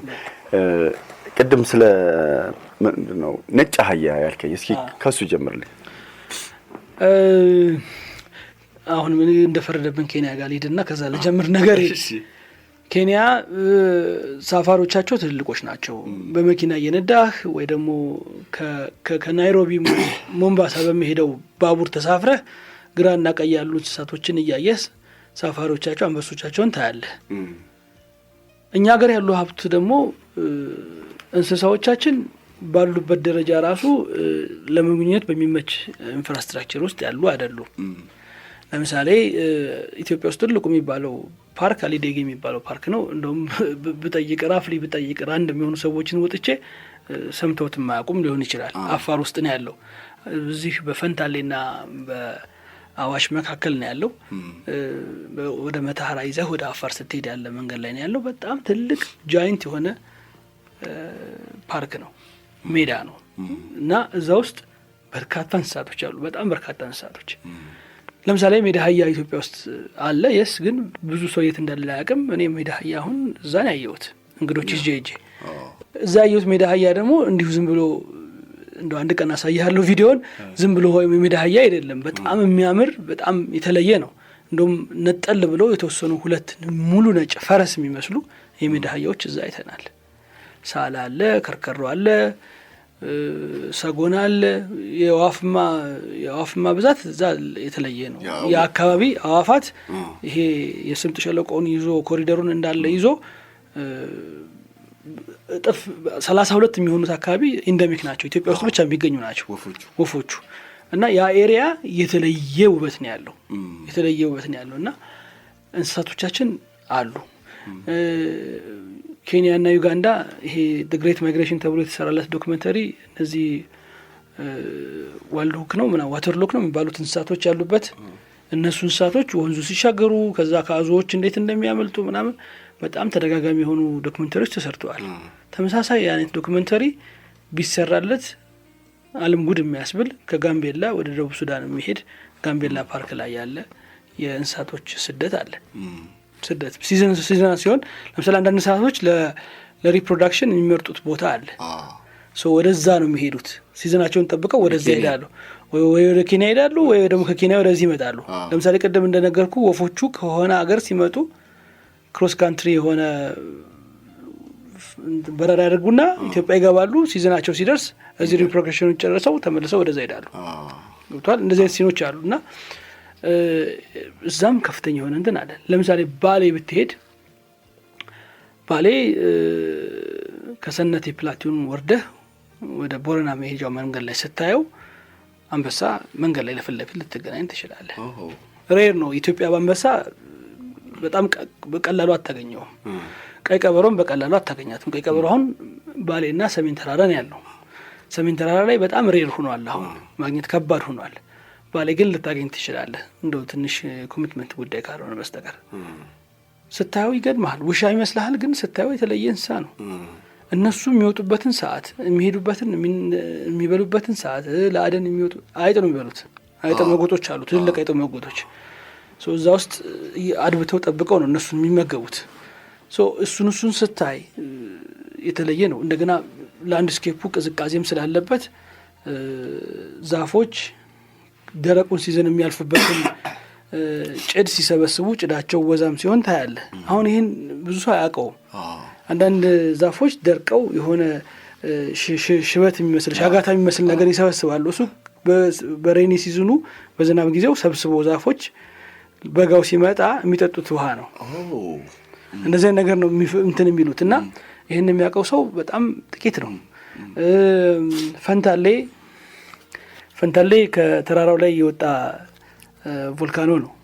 ከፈንታሌ ተራራ ላይ መተሐራ ጋር ያለ ነው። አሁን እሱ ፈሶ ሀይቁን ብታየው ከላይ እንደ ወፍ ከላይ ብታየው በጣም የሚገርም ሲን ነው የሚሰጥህ። እዛ ውስጥ ያሉ አባኮዳዎች፣ አሳዎች ባለቤት ቢያጡ ነው እንጂ ባለቤት ኑሯቸው በትክክል ተስተካክሎ ቢቀመጡ እንደ አኳሪየም ነገር ሰርተህ ሰዎችን የምታሳይበት ብዙ ነገሮችን መፍጠር ትችላለህ። እና የሀብታችን ልክ እኔ እንጃ ገና በቅጡም አላወቅነውም። ማየትም ያለብንን አላየንም። እንደው ደግሞ ሀረርን ልጥቀስልህ እዚህ ጋር ምናልባት ሌላ እንትን ውስጥ እንዳልገባብህ እንጂ ሀረር ብታያት አሁን ሀረር በአንድ አጥር ውስጥ ያለች ከተማ ነች። አሁን ያው መስፋፋቱም ህዝቡም ኦቨር ፖፑሌትድ እየሆነ ስለመጣ ከጥግና ጥግ እንዴት አይነት ውብ ከተማ እንደሆነ ብዙ ሰዎች ይሄማ ሞሮኮ ነው የሚሉህ ተመሳሳይነት ስላለው እዛ ሄደው እዚህም ሄደው ስላዩ ከሞሮኮ ጋር በጣም ተመሳሳይ ነው ይላል። አሰራሩ ውብ ነው። ካዛብላንካ የምትባል ከተማ አለች። ይሄ ሊትራሊ እንደዛ ነው። አሁን የእስልምና ስልጣኔ በደንብ ከወጣበት የኢትዮጵያ ቦታዎች መካከል አንደኛው ሀረር ነው። እሱ እንትን ነው፣ ሌላ ታሪክ ነው። እንደገና ደግሞ ኦሞ ወንዝ ተከትለ ብትሄድ፣ ጉራጌ ብትሄድ፣ ጉራጌ አሁን ብዙ ጊዜ እኔ ለመስቀል 7-8 ዓመት ሆኖኛል አዲስ አበባ ካከበርኩ እዛ ነው ያለሁት። ግን ከማክበሩ ውጭ ደግሞ ያለው የላንድስኬፕ ጸጋ ልነግርህ አልችልም። የዘቢደር ተራራን ይዘህ ከሶዶ ጉራጌ ጀምረህ እስከ ታች እስከ ወልቂጤ ድረስ ብትሄድ እኛ 3-4 ቀን ሀይክ እናደርጋለን። ወንዙ ተፈጥሮ ይገርመሃል ያለው እንትን እና ቁጭ ብሎ መነጋገር፣ ቁጭ ብሎ መነጋገር፣ ያለንን ሀብት በትክክል ዘርዝሮ ማየት፣ የትኛው ሀብት ለየትኛው አይነት ስራ ይመቻል ብሎ መለየት፣ እሱ በጣም የሚያስፈልግበት ጊዜ ላይ ደን። እስኪ ስለ ቁንድዶ ፈረሶች አውራኝ። የቁንድዶ ፈረሶች የዱር ፈረሶች ናቸው። ቁንድዶ ያን የምስራቅ ሐረርጌ ቦታ በተለየ መንገድ የሚያሳይ በጣም ውብ አካባቢ ነው። አለማ ዩኒቨርሲቲ የተወሰኑ ስራዎችን ሰርቷል ለመጠበቅ እዛ አካባቢ ያሉ ይሄ ምንድነው ባዮዳይቨርሲቲ ምንድነው የሚባለው እሱን ለመጠበቅ ብዙ ስራዎች ሰርተዋል። ጥሩ ውጤት አምጥተዋል። እና ቁንድዶ ላይ ስትወጣ ስነ ምህዳሩን ለመጠበቅ ቁንድዶ ላይ ስትወጣ ሐረርንና ዙሪያ ገባዋን በትክክል በደንብ ታያለህ። ከዛ በዘለለ ደግሞ እነዚህ የዱር ፈረሶችን ታያለህ። ይጋልባሉ። በጣም ነው የሚጋልቡት። ታያቸው ሜዳ ነው። አምባ ምድር ነገር ነው። ተራራ ሆኖ አምባ ምድር ነገር ነው። እንደ መቅደላ አይነት እዛ ላይ እንደ ልባቸው ሲፈነጩ እንደ ልባቸው ሲጋልቡ ታያለህ። ስታያቸው ውበታቸው፣ ተፈጥሯዊ ነገራቸው በርቀትም አይተህ ትለያቸዋለህ። ሰው አይጠጉም። አለመጠጋታቸው ደግሞ የጠቀማቸው ምንድነው ተፈጥሯዊ በሆነ መንገድ ራሳቸውን ውብ እንዲሆኑ አድርጓቸዋል። ሪዘርቭድ ነው የአካባቢው። መጠጋትም ያስፈራል። ያ አካባቢ በጣም በጣም በጣም ሌትሊ ነው የታወቀው። አሁን በቅርቡ ነው የታወቀው። በጣም በቅርቡ ነው የታወቀው። እና ያንንም ያሳወቁት ደግሞ እነዚህ ቅድም እንዳልኩ መሀል ከተማ እዚህ አዲስ አበባ ያሉ የእግር ጉዞ ቡድኖች ምናምኖች ናቸው። እንደዚህ አይነት በጣም ብዙ ቦታዎች አሉ የማይታወቁ በጣም በጣም በጣም ብዙ ቦታዎች ለምሳሌ ሌላ ብነግርህ እዚህ ጅሩ ላይ ለሚ የምትባል ከተማ አለች። ከለሚ ጃማ ወንዝ አለ። ጃማ የሚባል ካኒዮን አለ። እሱ ወንዝ ወደ 4 በጣም ገራሚ ፏፏቴዎች አሉት። 150-160 ኪሎ ሜትር ወደታች የሚወርድ ትልልቅ ፏፏቴዎች ነው ያሉት። ይሄ አንዱ የትልቁ የአባይ ገባሪ ወንዝ ነው ጃማ። ወንዙን ይዘህ ከርቡን ብትሄድ የምትገናኘው ከደብረ ሊባኖስ ገዳም ጋር ነው። ሀይክ ማድረጉን ያስጀመሩት ተራራ መውጣቱን ያስጀመሩት እነዚህ የአዲስ አበባ ልጆች ናቸው። ያው ትሰራለህ። አሁን አንዱ መዳረሻ ነው። እንደው ከጸጥታ ጉዳይ ጋር አሁን ቀዘቀዘ እንጂ የሆነ አመት ላይ በቃ እዛ መሄድ እንትን ነው። እዚህ ብዙም ሳትሄድ እዚህ ደርባ ፋብሪካ ያለበት ጋር እዚህ አዲስ አበባ ውሎ ገብ እንደዚሁ በዛው በደብረ ሊባኖስ መንገድ በጎጃም በር መንገድ የሚገርም ፋብሪካ አለ። እዛ ሄደህ ተዝናንተ መመለስ ያስተማሩት እነዚህ አዲስ አበባ ያሉ የተነሱ ወጣቶች ናቸው። እንደዚህ አይነት ቦታዎች ገና ያልተነኩ ያልታወቁ። ሰሞኑን እንደውም አንድ ጓደኛዬ ከኮንታ የላከልኝ ፎቶ ነበረ እና ሆት ስፕሪንግ ነው አካባቢው። ይሄ ሙቀት፣ ይሄ ፍሎሃ ነው። ሰዎች እንዴት እየሄዱ እየታከሙ እንደሆነ ልክ እንደዚህ አብያታና ሻላ መካከል ላይ እንዳለው አይነት እነዚህን ቦታዎች ገና ብዙ ገና እየወጡ ያሉ ያልታወቁ መዳረሻ መሆን የሚችሉ እንትኖች በጣም ብዙ ናቸው። ተጠንተን ገና አላለቅንም። ገና ታይተን ታውቀን ተጠንተን መሄድ ያለብን ርቀት መሄድ እንዳለብን ማንም ያወቀ የለም። ገና ወደ ገላልታ ተራሮች እንሂድና በዛ ወደ ኢሮፕ ዝለቅልኝ። ምንድነው እዛ ያለው ለየት ያለ ነገር? ቅድም ክርስትና ሕፃን ሊያስነሱ እናቶች እንዴት ነው ድፍረቱስ? እንትን ገርሞኝ ነው። ገራልታ አንድ ብቻ ሳይሆን አንድ 3-4 ገዳማት ያሉበት ትልቅ የእምነት ቦታዎች ያሉበት ቼን ኦፍ ማውንቴንስ ነው። ተያያዥነት ያለው አንድ ገራልታ ተብሎ ብቻ የሚጠራ ተራራ የለም። ቼን ነው ተያይዞ ያለ ረጅም ርቀት የሚሄድ ከአንድ ቦታ አንድ ቦታ የሚደርስ ነው። አንዱና ታዋቂው አቡነ ማታ ነው። አቡነ ማታ ከየመን ከመጡ ቅዱሳን አባቶች መካከል በኢትዮጵያ ኦርቶዶክስ ቤተክርስቲያን ውስጥ ከሚጠቀሱ አንዱ አባት መካከል የእሳቸው ቦታ ነው። ያ እዛ ላይ ጸሎት ያደርጉ ነበረ። በጣም ከፍተኛ የሆነ የእምነት ስራዎችን ይሰሩ ነበር ተብሎ የሚታመንበት ነው። ስለዚህ እሱ ተራራ ስትወጣ ሶሊድ የሆነ ተራራ ነው ማለት ጠንካራ የሆነ ድንጋይ ነው፣ ሴዲመንተሪ ሮክ ነው። እነዛን ድንጋዮች እጅና እግር ለማስቀመጥ ብቻ በተጎረጎሩ ጉድጓዶች ላይ እየረገጥክ ወጥተህ የምትገባበት ቤተክርስቲያን ነው። ስለዚህ አስፈሪነቱ ቀላል አይደለም ማለት እንትን ለማለት ግን አንዴ ከወጣሁ በኋላ ለምሳሌ አሁን የመጀመሪያ የወጣው ጊዜ ፍርሃቱ ከፍተኛ ነበር። እንደውም ሲወርድ ቀለለኝ። ብዙ ሰው እንደውም ኦፖዚት ሲወርድ ነበር የሚከብደው። ምክንያቱም የምታየው ነገር የለም። በእግርህ እየዳሰስክ ጉድጓዷን ለማግኘት ነው የምትሞክረው። ፊት ለፊትህን ለግድግዳው ሰጥተህ ለተራራው ሰጥተህ የያዝካትን ጫፍ በኋላ የረገጥካትን በኋላ ትይዛታለህ። ይሄን ነገር ማድረግ ለብዙዎች ይከብዳል። ደግሞ እሷ ቀለለችኝ። ስወጣ ነው የከበደኝ። ለምሳሌ አንዴ እንደውም እዛው ብትሸራተት በቃ አለቃ በጣም ከባድ ነው። ምን ወገብ ምናምን አይታሰርም። ተጀምሮ ምን ሆነ መሰለህ የአካባቢው ሰው የእምነት ጽናታቸውን የሚፈትን ጉዳይ አድርገው ወሰዱት። ስለዚህ እሱ ነገር ይውረድልን ማለት ጀመሩ። ግን አሁን መጨረሻ ላይ በምን ተስማሙ? አይ ለሚመጣ እንግዳ ለሚፈራ ይደረግ እናንተ ተጠቀሙ ማለት አይደለም ተብለው በዛው በአካባቢ ባሉ ልጆች አማካኝነት ግንዛቤ ተሰጥቷቸው ቀረ እና እስከ በአማካኝ እስከ 70-80 ሜትር ያክል መጀመሪያ በሱ ደረጃ እንትወጣለህ። ከዛ ሆነ ጥጋ ጥጉን ይዘህ ኤጁን ይዘህ ይሄ የተራራውን ይዘህ ነው የምታልፈው። ወደ ጎን ታያለህ እታችን ያለ። ስለዚህ ወጥተህ እዛ ተራራ ላይ ያለ ቤተክርስቲያን ውስጥ ስትገባ በምን አይነት የሰው ጉልበት በምን አይነት የሰው እውቀት ያ ቤተክርስቲያን እንደተሰራ ማመን ይከብዳል። ያሉ ስዕላቶችን ስታይ ይሄ ደግሞ ህይወት የነዛ አካባቢ ሰዎች የቀን ተቀን ህይወት እንደሆነ ስታስብ ትደነቃለህ። ገራሚ ነው።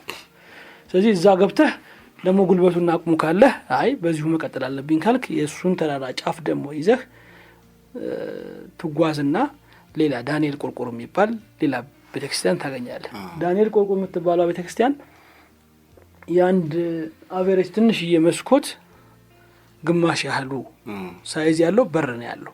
ስለዚህ ስትገባ አጎንብሰህ ነው የምትገባው። ዳንኤል ቆርቆር ዳንኤል የሚባል ዲያቆን ፈልፍሎ ያወጣው ቤተክርስቲያን ነው።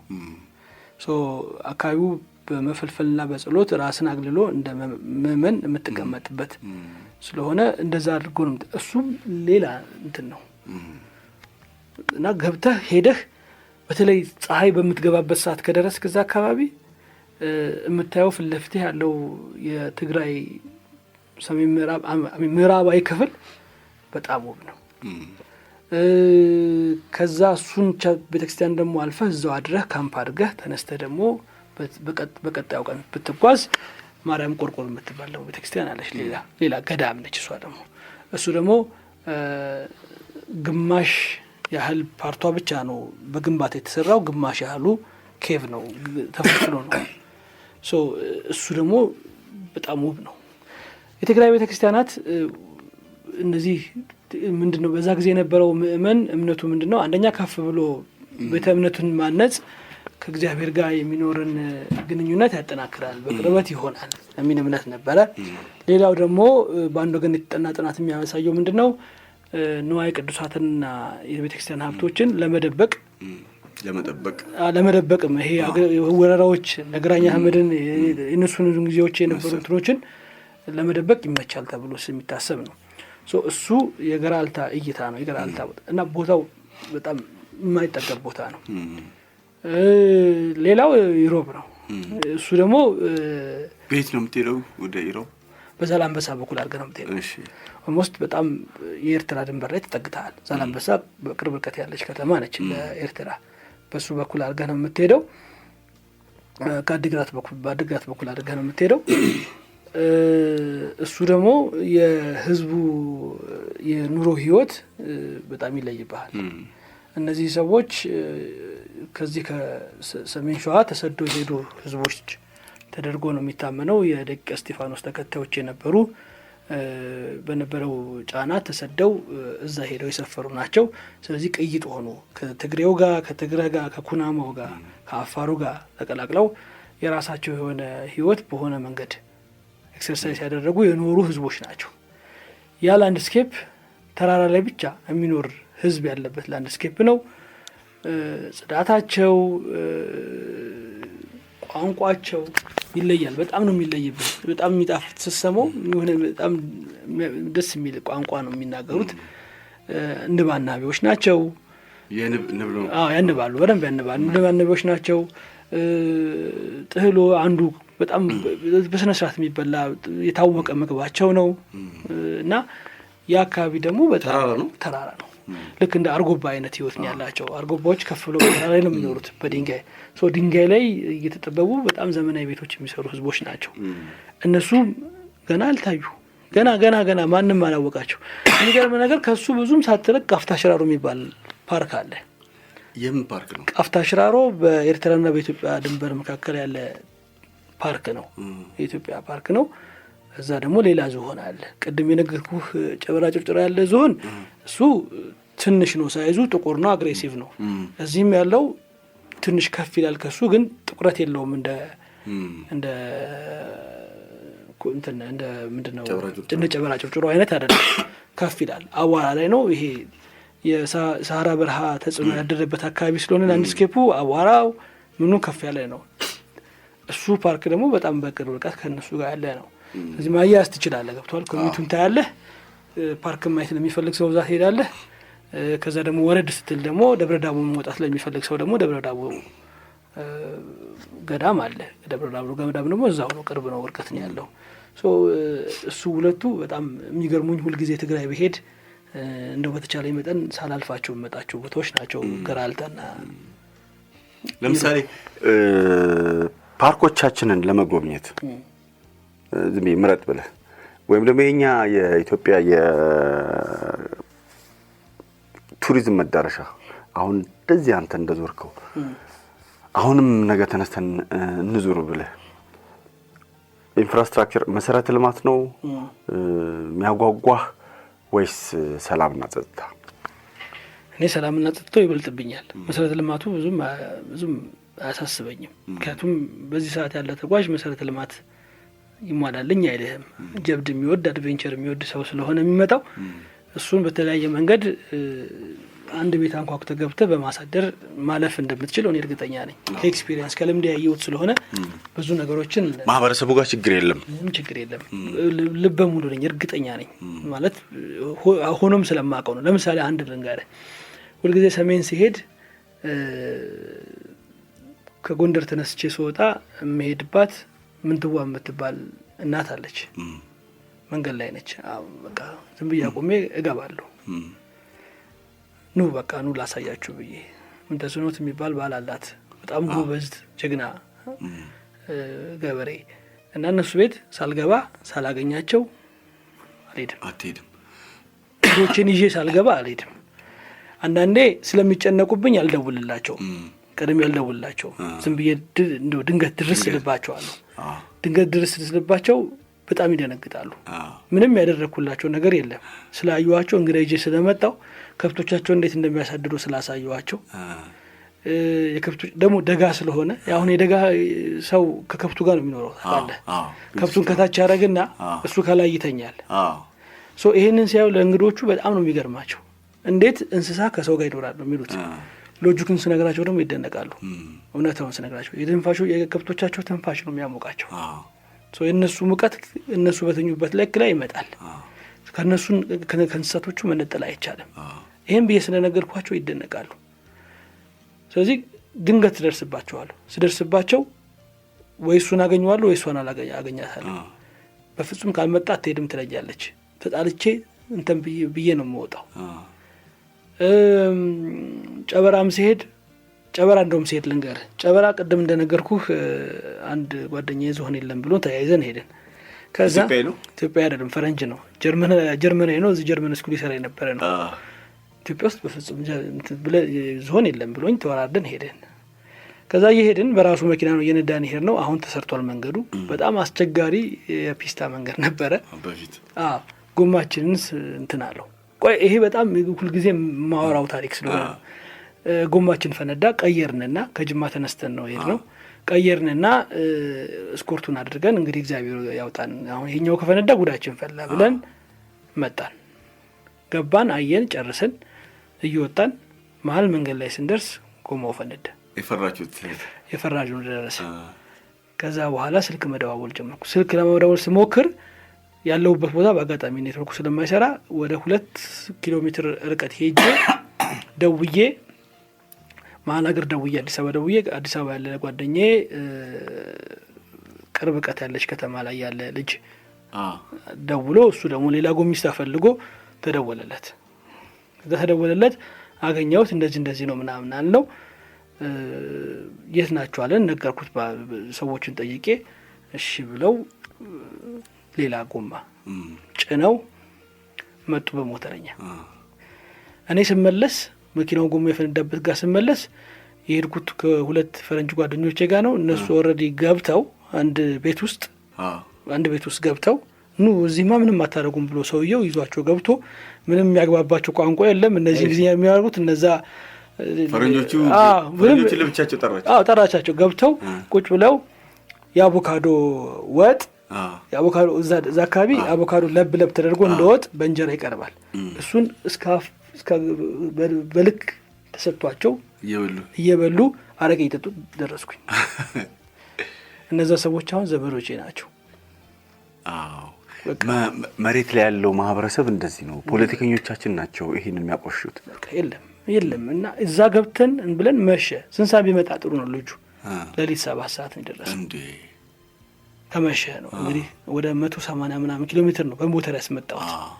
ከመሸ ነው መጥቶ አስጭኖ እሱን አስጭነን ሰዎቹን አመስግነን 7 ሰዓት ላይ ተነስተን ነው ጅማ ሲነጋ ይገባ ነው። ሌሊት ያን ልጅ የከፈልኩት ገንዘብ አሁንም ቢሆን እንደ ገንዘብ አልቆጥረው። መሰረተ ልማት ያን ያህል አይደለም። ማህበረሰቡ ደግ ነው። የፈለክበት ታድራለህ። አልደነግጥም በጭራሽ። ምንም ነገር ቢፈጠር አልደነግጥም። ህዝቡ በፍጹም ምንም አያደርግም። ትንሽ ሌብነቶች ምናምኖች ሊኖሩ ይችላሉ። ይሄ ደግሞ አውሮፓም ሀገር ያለ ነው። አውሮፓም ያለ ነው። ያ ገጽን እንትን የሚያጥለሽ አይደለም እውነት ለመናገር እና ይሄ አይነት እንትን ያለው እና በጣም በቃ ይደነግጣሉ። አልችልም ይሄንን እንትን አለ ማለት እና የልጆቻችን ኢትዮጵያ እንደዚህ ውብ ናት እና እስኪ አታቆሽሹብን በልልኝ እባካችሁን። አሁን እኔ የሁለት ልጆች አባት ነኝ። ልጆቼ የሚቀበሏት ኢትዮጵያ ተሳስበኛለች ማለት አትሊስት እኔ በልጅነቴ አጣጣምኩትን ህይወት በተወሰነ መንገድ ይኖራሉ ብዬ ተስፋ አደርጋለሁ። ምክንያቱም እኔ ስኖር እኔ አዲስ አበባ መሀል 4 ኪሎ ነው ተወልጄ ያደግኩት። ስለ ጎረቤቶቼ ምንነትና ማንነት ግድም አይለኝ ነበር። ትልቁኝ ማለት 20ዎቹ ግማሽ እስክደርስ ድረስ እነሱ እኮ እንደዚህ ናቸው ብዬም አላቅም። እና ለምሳሌ እንጀራ ከሌለ ገብቼ ጎረቤቴ ቤት ወጥ እንትን ብዬ በልቼ አድጌ የተማርኩ ልጅ ነኝ። ገብቷል። ያ አሁን ጉርብትናን ካለመተዋጋ ተያይዞ ያለ እስኪመስል ድረስ በኔክስት ዶር ያለን ሰው ባለማወቅ በመፈራራትና በመስጋት ያለ ነው። ስለዚህ ልጆቻችን ኢትዮጵያ ልትዘጋጅ ልትበቃ ይገባል። ልትኖር በሁለት እግሯ ልትቆም ልጆቼ ብላ አቅፋ ሁሉንም ሰብስባ ታሪኳን እያካፈለች ጸጋዋን እያሳየች ልጆቿን እኩል እያሳደገች ደግሞ ሌላውን ቀጣዩን ትውልድ የምትቀበል መሆን አለባት። ያንን ለማድረግ ደግሞ የቤት ስራ መስራት ያለብን አሁን እኛ እዚህ ያለን ሰዎች ነን። አሁን እንትኑ የተገለጠልን ያየን ሰዎች። ስለዚህ ቱሪዝምን ስናስብ ቱሪዝም ዘርፈ ብዙ እንደሆነ አስበን ማንጋ መድረስ እንዳለበት ለማ መሰጠት እንዳለበት በምን አይነት መንገድ መዘርዘር እንዳለብን ቁጭ ብለን ተመካክረን ተዘጋጅተን ነው ወደ ስራው መግባት ያለብን ዛሬ አሁን የወጣ ዜና እየሰማው ነበረ። ቱሪዝም ሚኒስትር ከዚህ በኋላ ፈቃድ የሌላቸውን አስጎብኚዎች ፈቃድ ይነጥቃል፣ ዝም ብሎ ማሳየት የለም ሙያውን። ትክክለኛ ውሳኔ እንደዚህ አይነት ውሳኔዎች ናቸው። የስ ፈቃድ የሌላቸውን ሰዎች ዝም ብሎ እንትን አለ ማለት ተገቢ ነው። ግን ደግሞ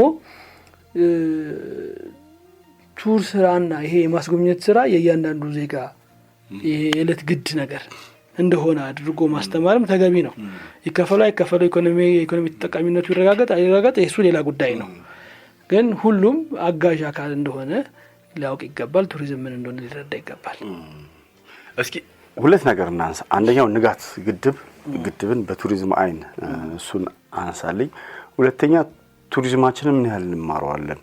ሁለቱን የመጨረሻ ጥያቄ ይሁን። እንኳንም አለቀ ግድባችን። እውነት ለመናገር የብዙ ፖለቲካ ጉዳዮች ብቻ አልነበረም። ይሄ ግድብ የእያንዳንዱ ኢትዮጵያዊ ግዴታም ነበረ። ንጋት በጣም ትልቅ ግድብ ነው። አልሄድኩም አላየሁትም፣ ግን እንደሰማሁት ከሆነ ከአዲስ አበባ ሻሸመኔ ድረስ የሚያክል ርቀት ትልቅ የሆነ ሀይቅ ነው። 47 46 ተራራ የነበሩ ነገሮች ወደ ደሴት የተቀየሩበት ትልቅ ግድብ ነው። ኢትስ ማሲቭ። ይሄ ሂውጅ ነው። ይሄ ግድብ አሁን ከኃይል ማመንጫነቱ በዘለለ የቱሪዝም መዳረሻ ቦታ መሆን ግድ የሚለው ሰዓት ነው።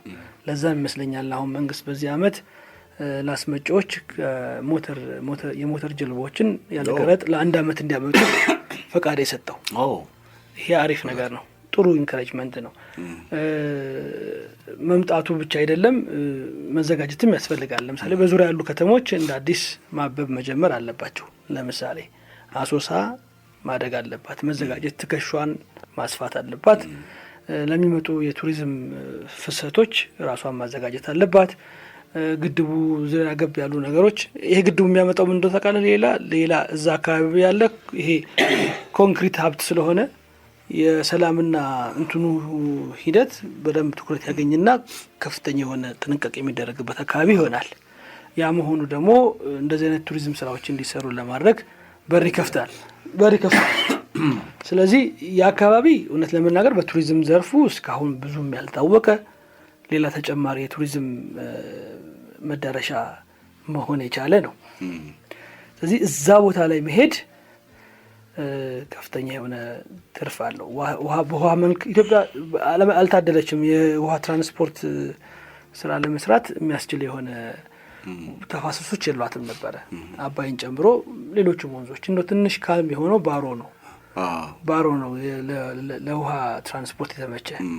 ሌሎቹ ወደ ላይ ወደ ታች እያሉ ስለሚሄዱ አይመቹም። ስለዚህ አሁን ለውሃ ትራንስፖርትና የውሃ ትራንስፖርት ቱሪዝምን ለማበልጸግ የሚችል ትልቅ ሀይቅ ንጋት የሚባል ሀይቅ እጃችን ገብቷል። እሱን በትክክል ዩቲላይዝ ማድረግ አለብን። ደሴቶቹ በተገቢው መንገድ ተሰርተው የግሉ ዘርፍ እንዲገባበት ተደርጎ መዳረሻ መሆን አለባቸው። ስለዚህ እርግጠኛ ነኝ መንግስት ይህንን በትልቁ አትኩሮት ሰጥቶ የሚሰራው ነገር ይመስለኛል። ይህንን ለማድረግ ግን ገና ካሁኑ ትክክለኛ የሆኑ ፖሊሲዎችን መቅረጽ፣ ተገቢው የሆኑ አስተዳደራዊ መዋቅሮችን ማስተካከል፣ ሴኩሪቲን ጨምሮ አፈጻጸሙን በትክክል መለየት የሚያስችል ዝግጁነት ያስፈልገዋል። እሱ በጣም በጉጉት መጠብቀው ነው። እውነት ለመናገር እዛ ይዤ እግሮችን ለመሄድ አይ ካንት ዌት። ቱሪዝምና ትምህርት በጣም ደስ የሚል እንትን የለም። ትምህርት እውነት ለመናገር አንድ እናቱ የሆነ ተቋም እዚህ አዲስ አበባ ገነት ሆቴል ያለው ነው። አንድ ቱሪዝምና የቱሪዝም ሙያ መስልጠን። ከዛ በኋላ ጎንደር ዩኒቨርሲቲ ተጠቃሽ ነው። ከዛ ውጭ እንዳለን ሀብትና አቅም አንጻር ቱሪዝሙን ሊያሳድጉ ሊያበለጽጉ የሚችሉ የተማረ ኃይል የሚያመነጩ ተቋማት የሉንም። ያ ማለት እኮ አገሩን የሚያውቅ ትውልድ መፍጠር ማለት እኮ ነው ቱሪዝም ትምህርቱ ማለት ነው። እውነት ነው። አገሩን የሚያውቅ ትውልድ መፍጠር ነው። ያንን ለማድረግ ያው ታሪክ በራሱ በዛም አንጻራዊ በሆነ መንገድ ትግልና ፍጭት ያለበት ነው። ግን እሱን ግድ ጥቀሱ ማለት አይደለም። መርማሪ ትውልድ ሲመጣ የሚያውቀውንና የሚፈልገውን ትምህርት አውቆ ታሪኩን ሊረዳ ይችላል። ግን ሀብቱን ማሳየት ከታሪክ ጋር የሚያገናኘው ምንም ነገር የለም። ኢትዮጵያዊ ሀብትህ ይሄ ነው። ያለህን ጸጋ ማወቅ ነው። ሙስሊም ስለሆንክ ላሊበላን አትጎበኝ የሚል ሜንታሊቲ መፍጠር ስህተት ነው። ኦርቶዶክስ ስለሆንክ አልነጃሺን ሀረር ውስጥ ያሉ 100 በላይ በዛች ትንሽ የከተማ ውስጥ ያሉ 100 በላይ መስጊዶችን አለመጎብኘት ስህተት ነው መባል የለበትም። ስታምን ታምናለህ፣ ካላመንከው ደግሞ ሀብት እንደሆነ አውቀህ ትቀበላለህ። በቃ እንደዚህ አይነት ነገሮችን ማየት አለብን። ቤተ እምነቶች በብዙ መንገድ ታንጸው ተጠብቀው መቆየት አለባቸው። እነዚህ ሲሆኑ እንትን ይሆናል። ስለዚህ አሁን ቱሪዝምን ለማሳደግ ተቋማዊ አደረጃጀታችን ከፍ ማለት አለበት። የምናስተምራቸው ልጆች በምን አይነት መንገድ መሄድ አለባቸው። ግድ ሁሉም አንድ ላይ መቀመጥ የለበትም። ለምሳሌ አሁን ምን አስባለሁ መሰለህ እኔ ስለምሳሌ አሁን ስለ ሃይኪንግ እና ማለት የእግር ጉዞና ተራራ መውጣትና የእግር ጉዞ ስራ ላይ በጣም ኢንተረስትድ ወጣት ፍላጎት ያላቸው ወጣት ተጓዥ የሆኑ ተማሪዎችን ማግኘት ከፈለግን ወይ ሰሜን ተራራ ጠጋ ብለን አለ ደባርቅ ዩኒቨርሲቲ አለ። ለምሳሌ ደባርቅ ዩኒቨርሲቲ ላይ ስኩል ኦፍ ይሄ ሃይኪንግ ወር የተራራ መውጣት ትምህርት ቤት ብቻ ተብሎ የአንድ ትምህርት ዲፓርትመንት ጽንፍ እዛ ጋር ብቻ እንዲቀመጥ አድርገህ እዛ ብቻ ልታስተምር ትችላለህ። ለምሳሌ የፋሽንና የፋሽን ኢንዱስትሪ ላይ ትምህርት ካስፈለገ ደግሞ ዶርዜ ላይ በቅርብ ርቀት ታደርግና እሱን እያስተማርክ ፕራክቲካል ነገሩን እዛ እያሳየህ መሄድ ትችላለህ። ሁሉም ነገር ፌዴራል መንግስት ላይ ታጥሮና ተቀምጦ መቀመጥ የለበትም። ትምህርቶቹ ተዘርዝረው ልምምድ በሚያስችለው ቦታ ላይ ተቀምጠው ስራዎች መሰራት አለባቸው። ተስፋዬ ሲሳይ የቱሪዝም አስጎብኚ ባለሙያ፣ መሬት ላይ ያየኸውን ማህበረሰቡን ምናልባት አሁን ደስ ያለኝ ቢሮ ያለ የዝም ብሎ የቱሪዝም ባለሙያ ምናልባት ብጠይቅ እንዳንተ ዝም ብሎ የቁጥር መረጃ ሊነግረኝ ይችል ይሆናል። ትልቁ ነገር ቅድም እንዳልኩ ነው። ከፈረሱ አፍ ከፍሮም ዘ ሆርስ ማውዝ እንደሚሉት ከአንተ አንደበት መስማት ኢትዮጵያን ለማየት የትም ሳይሄዱ ይቻላል። እድለኛ ነህ። በዚህ በወጣትነትህ እንደዚህ ኢትዮጵያን በዚህ ልክ ማወቅና ማየት ቀላል አይደለም። ምስክር ነህ። ስለዚህ በጣም ደስ ብሎኛል። መንግስትና ቱሪዝም፣ ክልሎችና ቱሪዝም፣ ትምህርትና ቱሪዝም ምን ያህል ገብቶናል፣ ማህበራዊ ቱሪዝም ወዘተ የሚለውን ሰፋ አድርገን ሌላ ጊዜም እንመለስበታለን። ተስፍሽ በአድማጮቼ በልጆቻችን ኢትዮጵያ ስም ጊዜን ሰውተህ አብረን ስለነበርክ ከልብ አመሰግናለሁ። እግዚአብሔር ይስጥልኝ፣ እግዚአብሔር ያክብርልኝ። ደስ ይለኛል እኔም ስለመጣው ስለተጨዋወትን። ሌላም ጊዜ እንደዚሁ ያሉ ነገሮች ካሉ ያው መምከር፣ ማሳየት፣ መናገር ተገቢም ስለሆነ ግዴታም ስለሆነ መተን መናገር ያለብን ነገር ለመንገር ለማሳወቅ ሁሌም ዝግጁ ነኝ። አመሰግናለሁ። ምናልባት ከዚህ በኋላ የዓለም የቱሪዝም ቀንን አንጠብቅም። ልክ እንደ ምንድነው አንዳንድ ሚዲያዎች እንደሚያደርጉት እኔ መስቀል ሲከበር ፈረንጅ አሳዶ መጠየቅ አይደል፣ የፈረንጅን ምስክርነት መጠበቅ ምናምን እንዳይሆን እፈልጋለሁ። ስለዚህ እኔን ብትጠይቀኝ እኔም ብነግርህ ኢትዮጵያዊውን ብትጠይቀው አለማወቁን ብታስገነዝበው እንዲያውቅ ብትመክረው የተሻለ ይሆናል። በጣም አመሰግናለሁ ቢኒ። ይርስትልኝ።